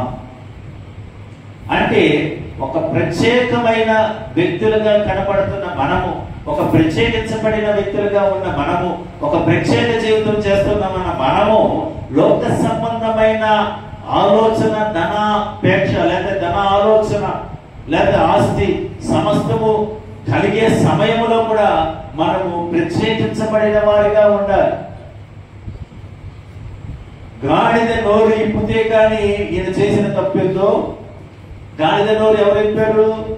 దేవుడు ఇప్పారు. కనుక ఒక దేవుడి యొక్క పని చేయటం వల్ల లేదా దేవుడి ఇంట్లో పని చేయటం వల్ల ఏ రీతిగా జీవిస్తున్న నీ జీవితంలో లోక సంబంధమైనవి ఏవైనా నిన్ను లేకపోతే దేవుడి నుండి తొలగిపోయే సందర్భాలు కలిగిస్తే నువ్వు జాగ్రత్త పడి జీవించాలి. కనుక ఈ జీవితంలో ప్రత్యేకించబడిన వ్యక్తులుగా నువ్వు ఉండాలన్న వాక్యం ఇక్కడ తెలియజేస్తుంది.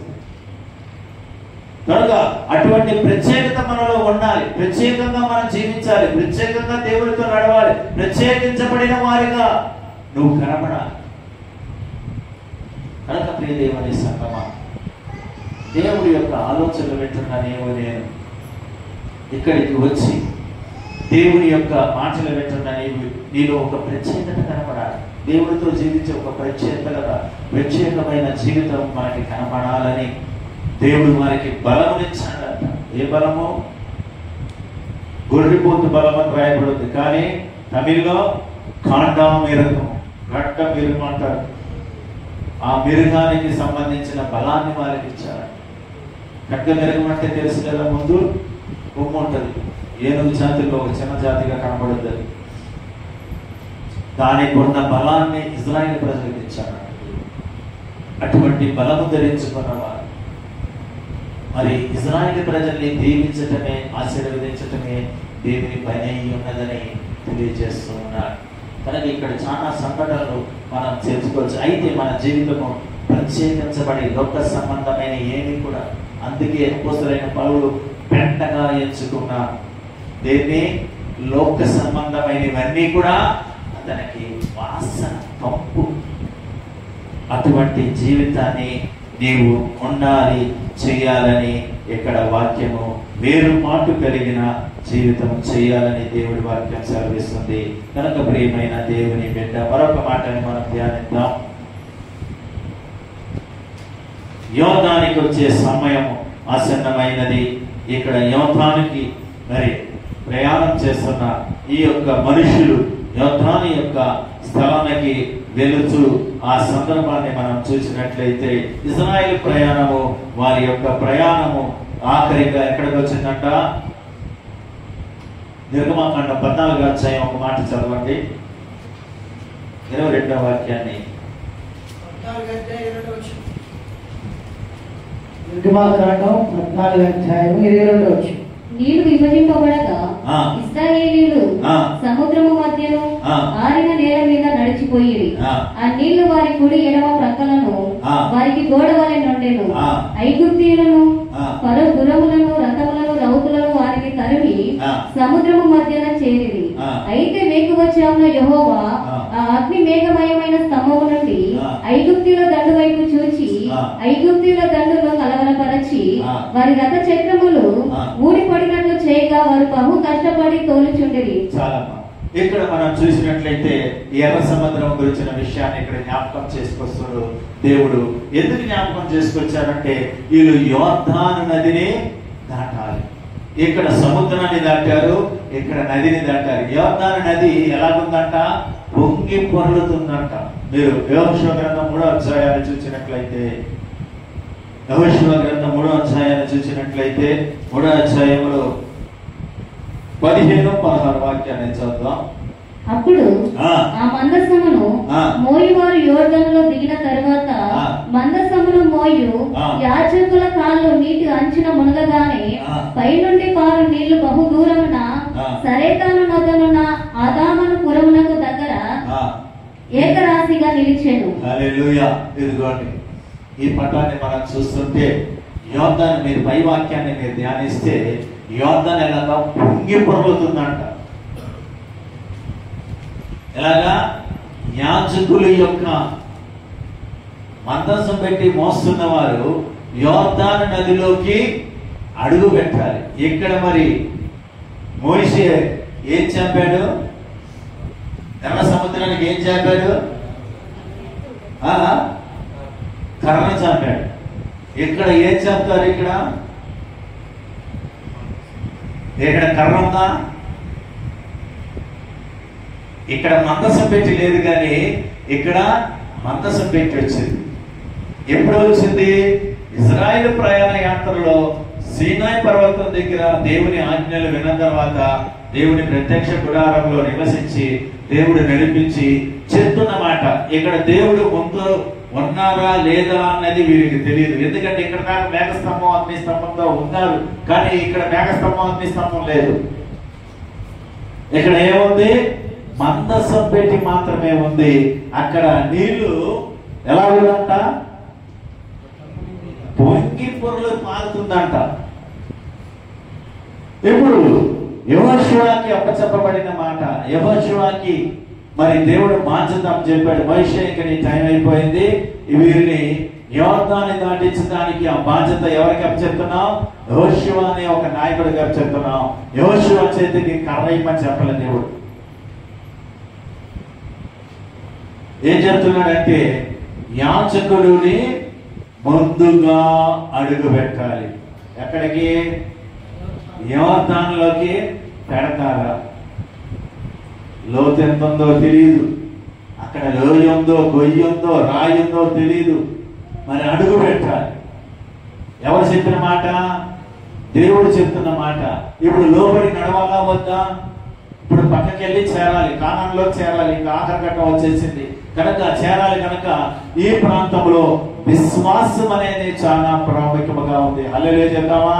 హల్లెలూయా. అవసరం కాబట్టి కొడతామా? దేవుడు యాత్ర మొత్తాన్ని నడిపించాడు.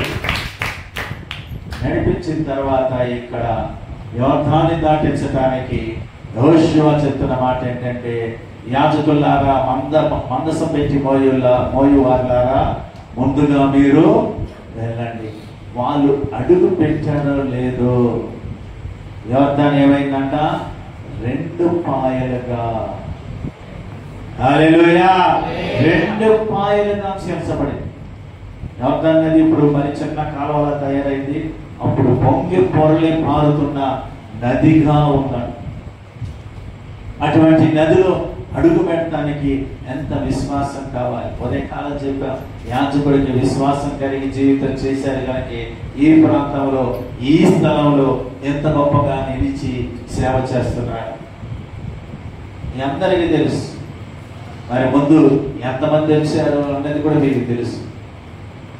మరి దేవుడు అంచెలంచెలుగా ఆయన విశ్వాసాన్ని స్థిరపరిచి సేవని విస్తరింప చేస్తున్న దేవుడు. హల్లెలూయా, హల్లెలూయా.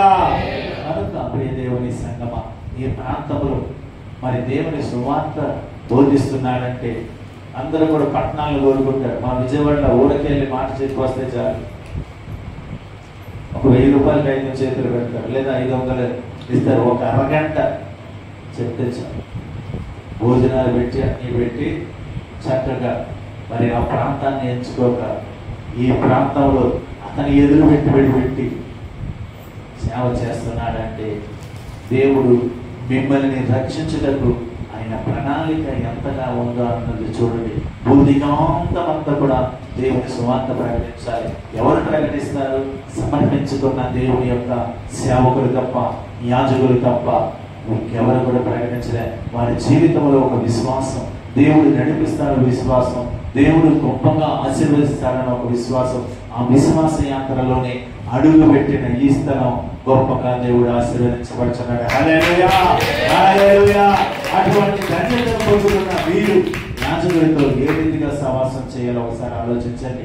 గతంలో ఈ ప్రాంతంలో సువార్త ఉందో లేదో తెలియదు, సంఘం ఉందో లేదో తెలియదు.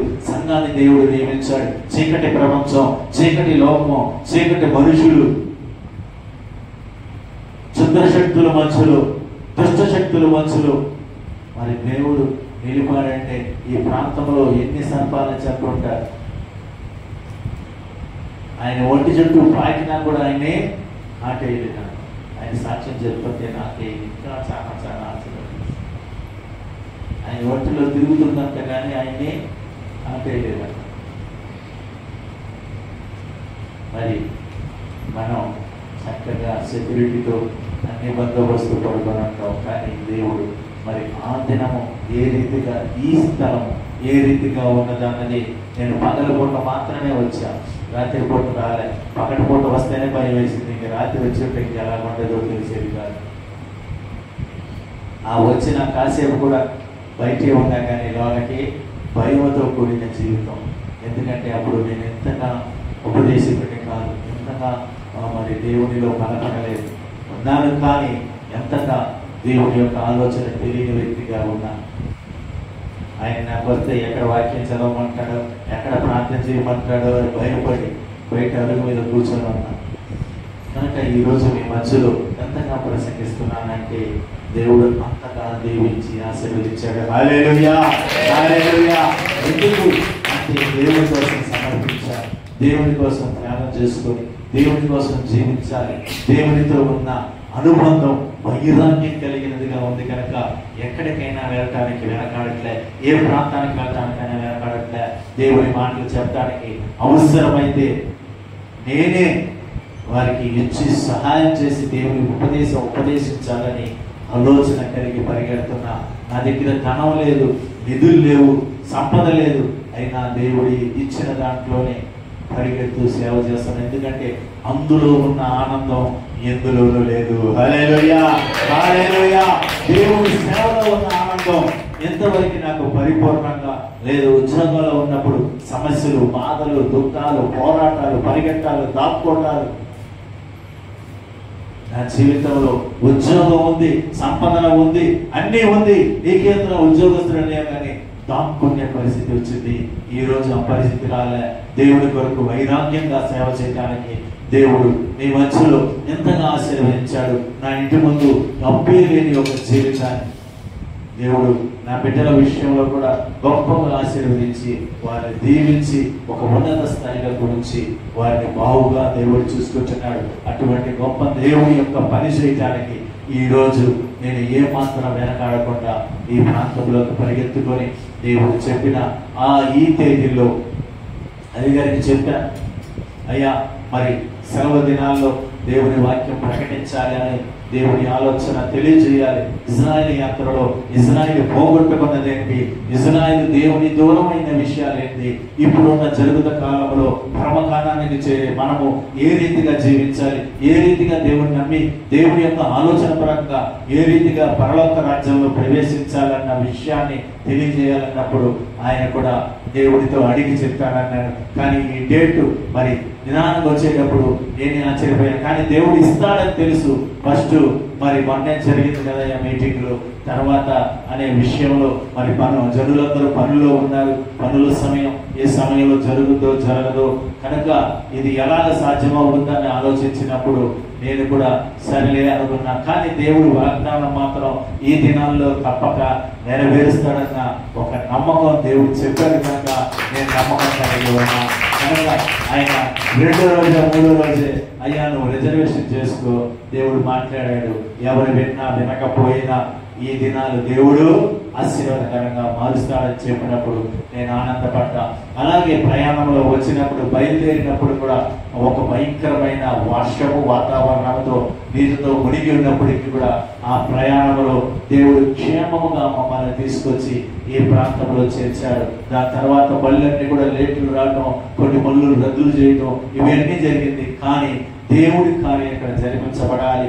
దేవుడు ఎవరినో ఎన్నుకుంటున్నాడు, దేవుడు ఎవరినో బలంగా వాడబడుతున్నాడు. దేవుడి కార్యాలు ఎందుకు ఈ రీతిగా గొప్పగా మీ మధ్యలో ప్రకటించబడుతుందంటే దేవుడు ఏదో గొప్ప కార్యం చేయబోతున్నాడు కనుక అది మీరు గ్రహించగలిగితే దేవుని ఆశీర్వాదం తప్పక మీరు పొందుతారని నేను నమ్ముతూ విశ్వసిస్తున్నా. హల్లెలూయా, హల్లెలూయా, హల్లెలూయా.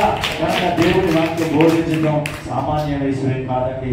3 దినాలు మరి దేవుడు గొప్పగా పరిశుద్ధాత్మ అభిషేకంతో చెప్పబడుతున్నామంటే అది దేవుని నిర్ణయం కానీ మానవ నిర్ణయం కాదు, మనుషుల నిర్ణయం కాదు. ఇజ్రాయేల్ ప్రజల్ని దేవుడు నడిపించడానికి గల కారణము ఇజ్రాయేల్ మీద ఉన్న ప్రేమ, రక్షణ కలిగిన వారి జీవితంలో దేవుడు తోడై ఉండి నడిపించాడు. మన జీవితంలో కూడా దేవుడు రక్షించబడిన దేవుడు మనల్ని రక్షించి ఆయన పరిశుద్ధ రక్తంలో కడగబడిన మనల్ని కూడా దేవుడు నడిపిస్తాడు. నడిపించే మార్గంలో శ్రమలు, బాధలు, వేదనలు ఎన్ని వచ్చినా, పరీక్షలు ఎన్ని వచ్చినా నువ్వు దేవునితో నిబంధన కలిగిన వ్యక్తిగా నిలబడితే, యెహోషువ కాలేబుల వలె నువ్వు నిలబడగలిగితే, విశ్వాసంలో స్థిరత్వం కలిగిన వారిగా ఉన్నట్లుగైతే నిత్యముగా పరమకాణానికి చేరతావని ఈ వాక్యం ద్వారా తెలియజేస్తున్నా. కళ్ళు మూసుకున్నట్లయితే ప్రార్థన చేసుకుందాం. కన్నులు మూసుకున్నట్లయితే చిన్న ప్రార్థన చేసుకుందాం. ప్రార్థనలో నేర్చుకున్న విషయం నేర్చుకున్నబడి నేర్చుకున్న వాక్యాలన్నీ ఒకసారి జ్ఞాపకం చేసుకున్నాం. మరి రామసేను ఆ ప్రాంతం నుంచి మొదలుపెట్టి యోర్దాను నది దానికి వరకు ప్రసంగాన్ని దేవుని వాక్యాన్ని బోధించడానికి తన దాసులను పెట్టుకొని నువ్వు విశేషమైన మీరు కొనిపించి మన మధ్యలో వాడబట్టడానికి నువ్వు సహాయం చేశా. చెప్పులు కూడా తెలుగు స్తోత్రాలు చెల్లిద్దాం.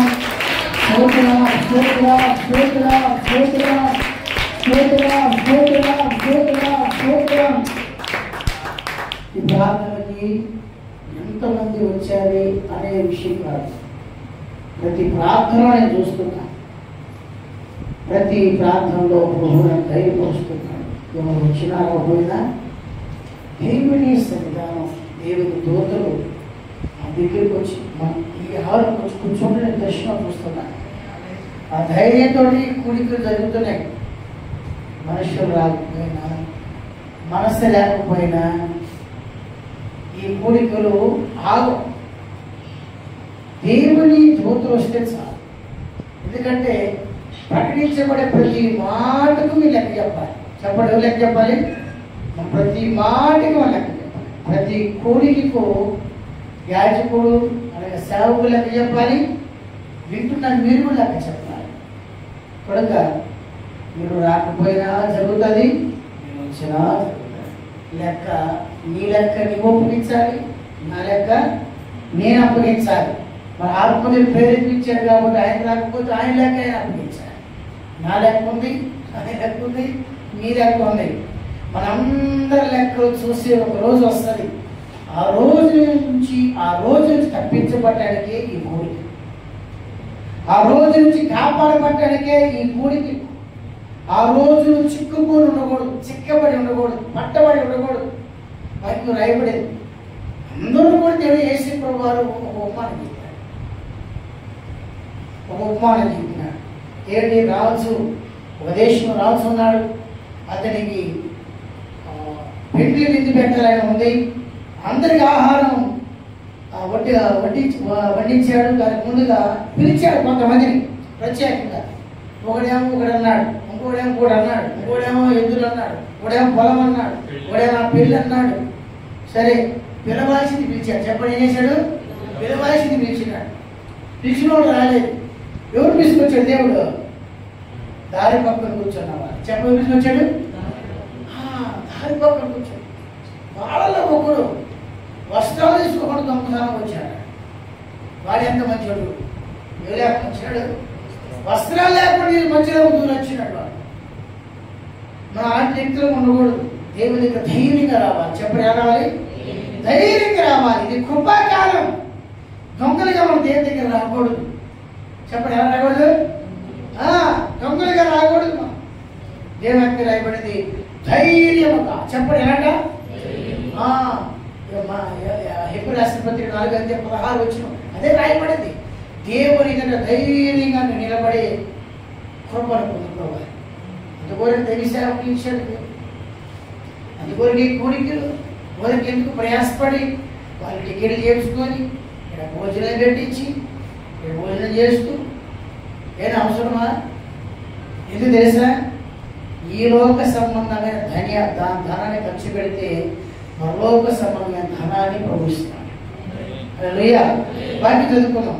హెబ్రీ రాసిన పత్రిక 4:16 వచనంలో నీకు నాకు మనకు ధైర్యం కలిగి ఉండటానికి ఈ కోరికలు ఏర్పాటు చేయబడింది. హెబ్రీ పత్రిక 4:14 వచ్చిన చెప్పండి కనికరింపబడి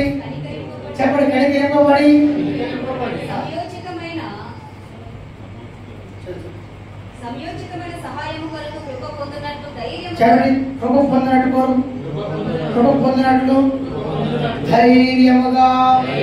చెప్పండి, ధైర్యముగా.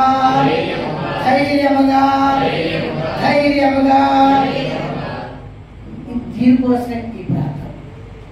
నీకు దేవుడు ఎదుట ఎలా ధైర్యం ఉండాలి. నీకు ధైర్యం లేకపోతే ఆరోలాగా అవలాగా దాక్కోవాల్సిందేమా. హల్లెలూయా. ప్రార్థన చేద్దాం. చేతులు పెట్టి, యేసయ్యా నీవు నన్ను పిలిచినప్పుడు, నీవు నా దగ్గరికి వచ్చినప్పుడు ధైర్యంగా నేను ఎదుర్కోవాలి. చెప్పండి, ధైర్యం ఎదుర్కోవాలి. నన్ను ఆటంకపరుస్తున్నా, నన్ను వెనక లాగుతున్నా, నన్ను అభ్యంతరపరుస్తున్నా, వాటన్నిటినీ నజరేయుడైన యేసు నామములో బంధిస్తున్నా. నజరేయుడైన యేసు ప్రభు యొక్క గాయాల ద్వారాగా బంధిస్తున్నా. నజరేయుడైన యేసు రక్తములో వాటిని బంధిస్తున్నా. యేసు నామములో నాకు ధైర్యం కలుగును గాక. యేసు నామములో నాకు ధైర్యం కలుగును గాక. యేసు నామములో నాకు ధైర్యం కలుగును గాక. యేసు నామములో చున్నావు తండ్రి. ఆమేన్. అయ్యగారు చెప్పినట్లుగా ముందు రోజుల్లో ఇక్కడికి వస్తే భయం ఏడ ప్రార్థన చేయిస్తారు. ఈయన పోలికలకి అయినా ఒక ఆయన ఉన్నాడు ఇక్కడ, డాక్టర్ ఎడకని గారు ముందే రండి. ఇప్పుడు కూడా భయం. ముందు పోతే ఏం చెప్తారు, ప్రార్థన చేయించారండి. ముందే రండి, తప్పండి అంటే తప్పండి. ప్రార్థన చేద్దాం. సేవకు పిలుపు ఉంది. దేవుడు ముందు జరిగి ప్రార్థన ఎక్కడికి ప్రార్థన చేస్తాం. అది తిరిగండి సార్, మొక్కలు చూపించారు. సేవకి పిలుపు ఉంది. మంచి దేవుని యొక్క దర్శనం, దేవుని యొక్క కలయిక, దేవునితో యొక్క సంబంధం, దేవుని యొక్క కళలు, దేవుని యొక్క దర్శనాలు, దేవుని యొక్క సేవ చేయాలని దేవుడు ఎన్నోసార్లు పిలుస్తున్నాను. కానీ ఒక భయం. మన బాబులు గారు అట్లే ఉండే. ఇప్పుడు నా నడుగు చేపట్టి ప్రసంగాను. హల్లెలూయా. అలాగే మార్చాలి. ప్రార్థన చేద్దాం. దేవుడు ధైర్యపరిచి ఆత్మ చేత చేతులు పైకెత్తి మరి ఉన్న మంచి దర్శనాలు, మంచి కళలు, దేవుడి యొక్క ప్రకటన, దేవుడి యొక్క వాగ్దానాలు, దేవుడి యొక్క ఆలోచన, సంకల్పం కనుక పాస్టర్ గారి జీవితం నెరవేర్చబడి ప్రార్థన చేద్దాం. సేవకులుగా ప్రార్థన చేద్దాం. పరిశుద్ధుల తండ్రి అందరి నుంచి ప్రార్థన చేద్దాం. ఉన్న భయం వెలగొట్టబడాలి, ఉన్న చీకటి వెలగొట్టబడాలి, ఉన్న భేదాలు వెలగొట్టబడాలి, ఉన్న అనాలోచన వెలగొట్టబడాలి, ఉన్న ప్రతి ఆటంకాలు వెలగొట్టబడాలి. ధైర్యంగా దేవుని ప్రకటన, దేవుని సువార్త చేయాలి. ప్రభావాన్ని స్తోత్రాలు. ఈ సేవకులుగా సంఘ బిడ్డలందరికీ చెప్పి ప్రార్థన చేస్తున్నామయ్యా. నీ మాట అయ్యా సాగరవాణి సభ బట్టి రాయబడింది. నీ మాట గడ్డి కొట్టల బట్టి రాయబడించున్నావా? నీ మాట అగ్ని బట్టి రాయబడించున్నావా? నీ మాట ప్రకటించాలి ప్రభా, నీ మాట బోధించాలి ప్రభా, నీ మాట తెలియపరచాలి ప్రభా. నీ కుమారులు ఉన్న పెరుగుతరం ఆత్మ యేసు నామములో అందిస్తున్నాము రాజా. చెప్పండి యేసు నామములో పెరుగాత్మలో బంధిస్తున్నాం. యేసు నామములో, యేసు కార్యములో, యేసు రక్తములో పెరుగాత్మలో బంధిస్తున్నాం. హల్లెలూయా. ప్రార్థన చేసుకున్నాం. మన సేవకులు ప్రార్థన చేస్తారు. హల్లెలూయా.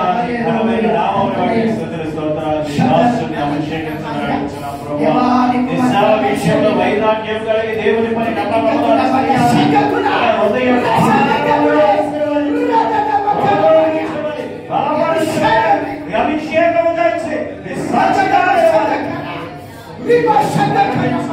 నీ నామాన్ని ప్రకటించాలి. చివరి అంత్య దినాల్లో ప్రభు ఈ అంత్య యాత్రలో దేవుని కొరకు వైరాగ్యము కలిగిన సేవ చేయాలి. నువ్వు ఇచ్చిన దర్శనములు అభిషేకముగా నువ్వు ఇచ్చిన దర్శనము నెరవేర్చు.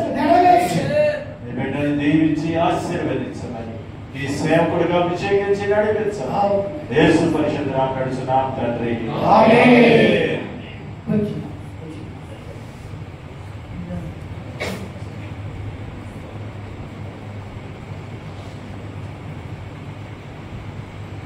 కొంచెం వాక్యం జరుగుతుంది. సంఘరాసిన చూడండి 11వ అధ్యాయంలో ఐగుప్తు దేశంలో ఉన్న కీరగాయలు, దోసకాయలు ఒకసారి మనం తినవుతుంది. 5వ వచనం సంఘరాసిన కాండం 11వ అధ్యాయమా 11వ అధ్యాయం 5వ వచనం. ఐగుప్తులో మేము ఉచితంగా తినిన చేపలను, కీరకాయలను. అరణ్యకాండ 11వ అధ్యాయం 5వ వచనం చదువు. సరిగా రాసిన కాండ సరి అధ్యాయం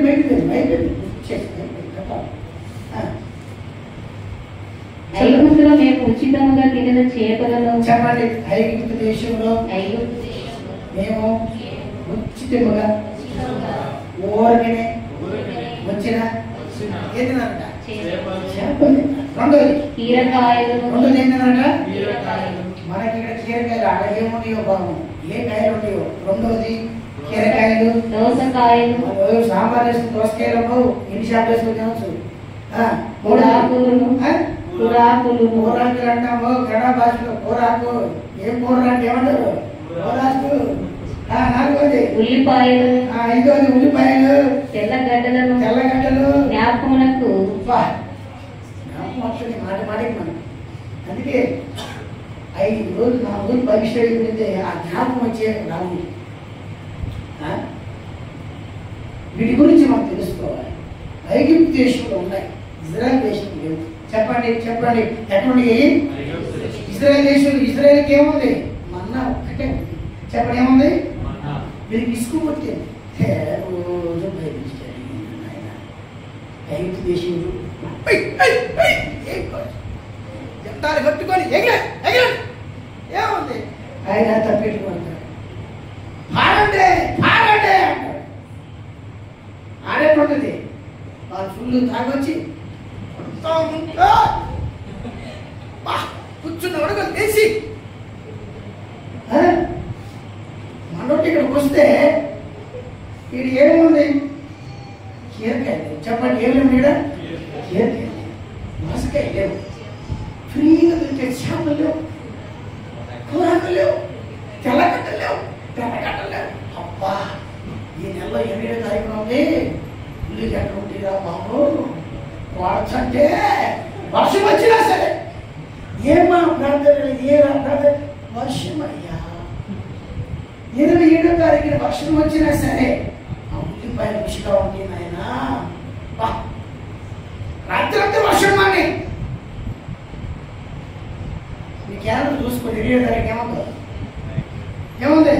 ఇనుమంటురు పండగ, ఇనుమంటురు పండుగ ఉన్నారు. దానికి వర్షం లేదు. ఎన్ని జ్ఞాపకం వస్తాయి. దేవుని సన్నిధానంలో నువ్వు నాట్యం చేయాలి. ఇక్కడ దేవుని సన్నిధానం సంపూర్ణ కొట్టాలి. ఇక్కడికి వస్తే మీరు రానే రావు. ఆడకంటే మాత్రం రాలేదు కదా, రాలేదు. ఏమి తప్పులు వేస్తున్నావు. నా వీడియో చూపించిన ఈ సంవత్సరం ఆశీర్వాదం అందుకున్నాను. ఏ మీటింగ్ లేదు, ఏ మీటింగ్ లేదు. వైఎస్ఆర్ వచ్చిన మీటింగ్ లేదు, ఇప్పుడు మీటింగ్ లేదు.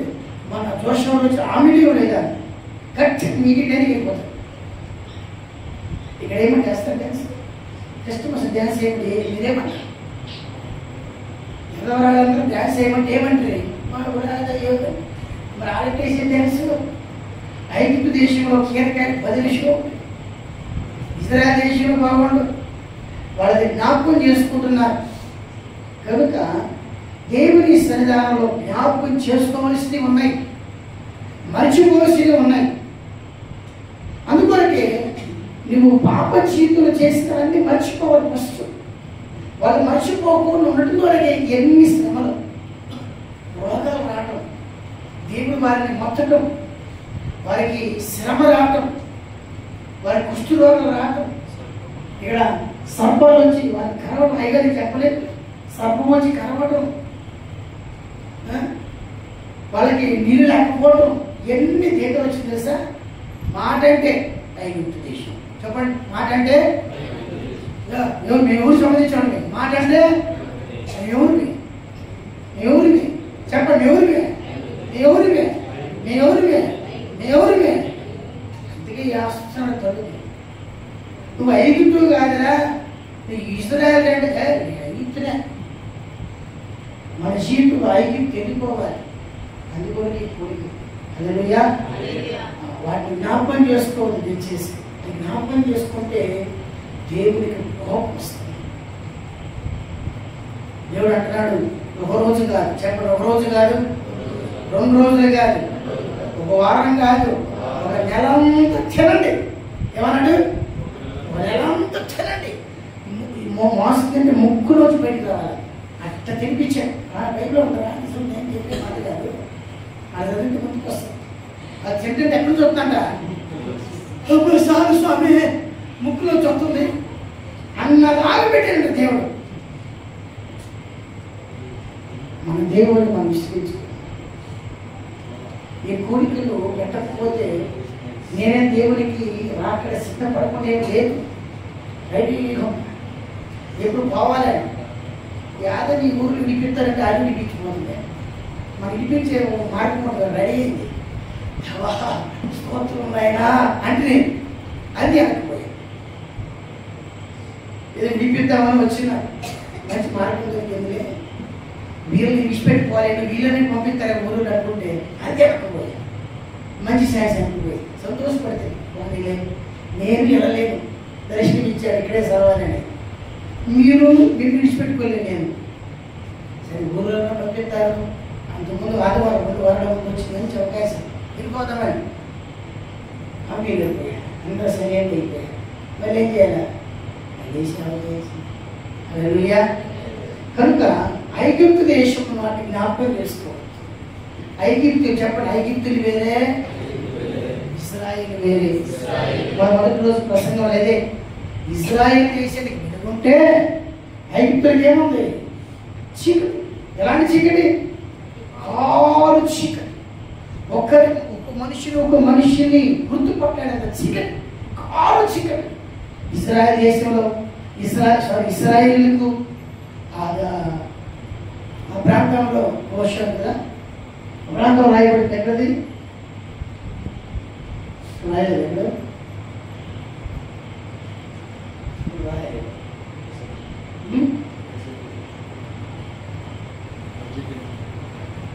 ఇజ్రాయేలుకు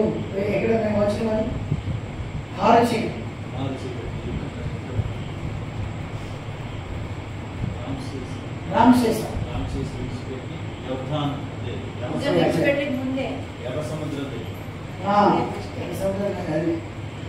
ఐగుప్తు దేశం కాలు చీకటి 3 రోజులు. కనుక ఇశ్రాయేల్ దేశంలో ఇశ్రాయేల్ ఉన్నది వెలుగు. చెప్పండి, ఇశ్రాయేల్ ఏముంది? మన వెలుగు. చెప్పండి, మీరెవరు? చెప్పండి, మీరెవరు? చెప్పండి, మీరెవరు? మీరెవరు? నేనెవరిని? మీరెవరు? వెలుగు. వెలుగు పోయి చీకట్లో బాగుంది. చీకటే వెలుగు.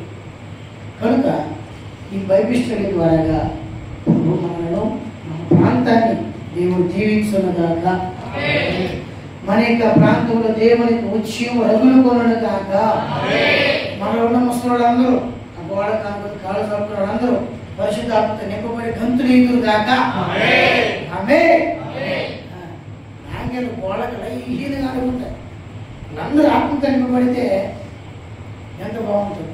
సంఘాల్లో అన్ని భాషలు మాట్లాడేవాళ్ళు, సంఘాలు పోషించేవారు, మన వృద్ధులు, మగవారు, ఆడవారు, ఎవరు అందరూ అన్ని భాషలతో మాట్లాడుదురుగాక. హల్లెలూయా.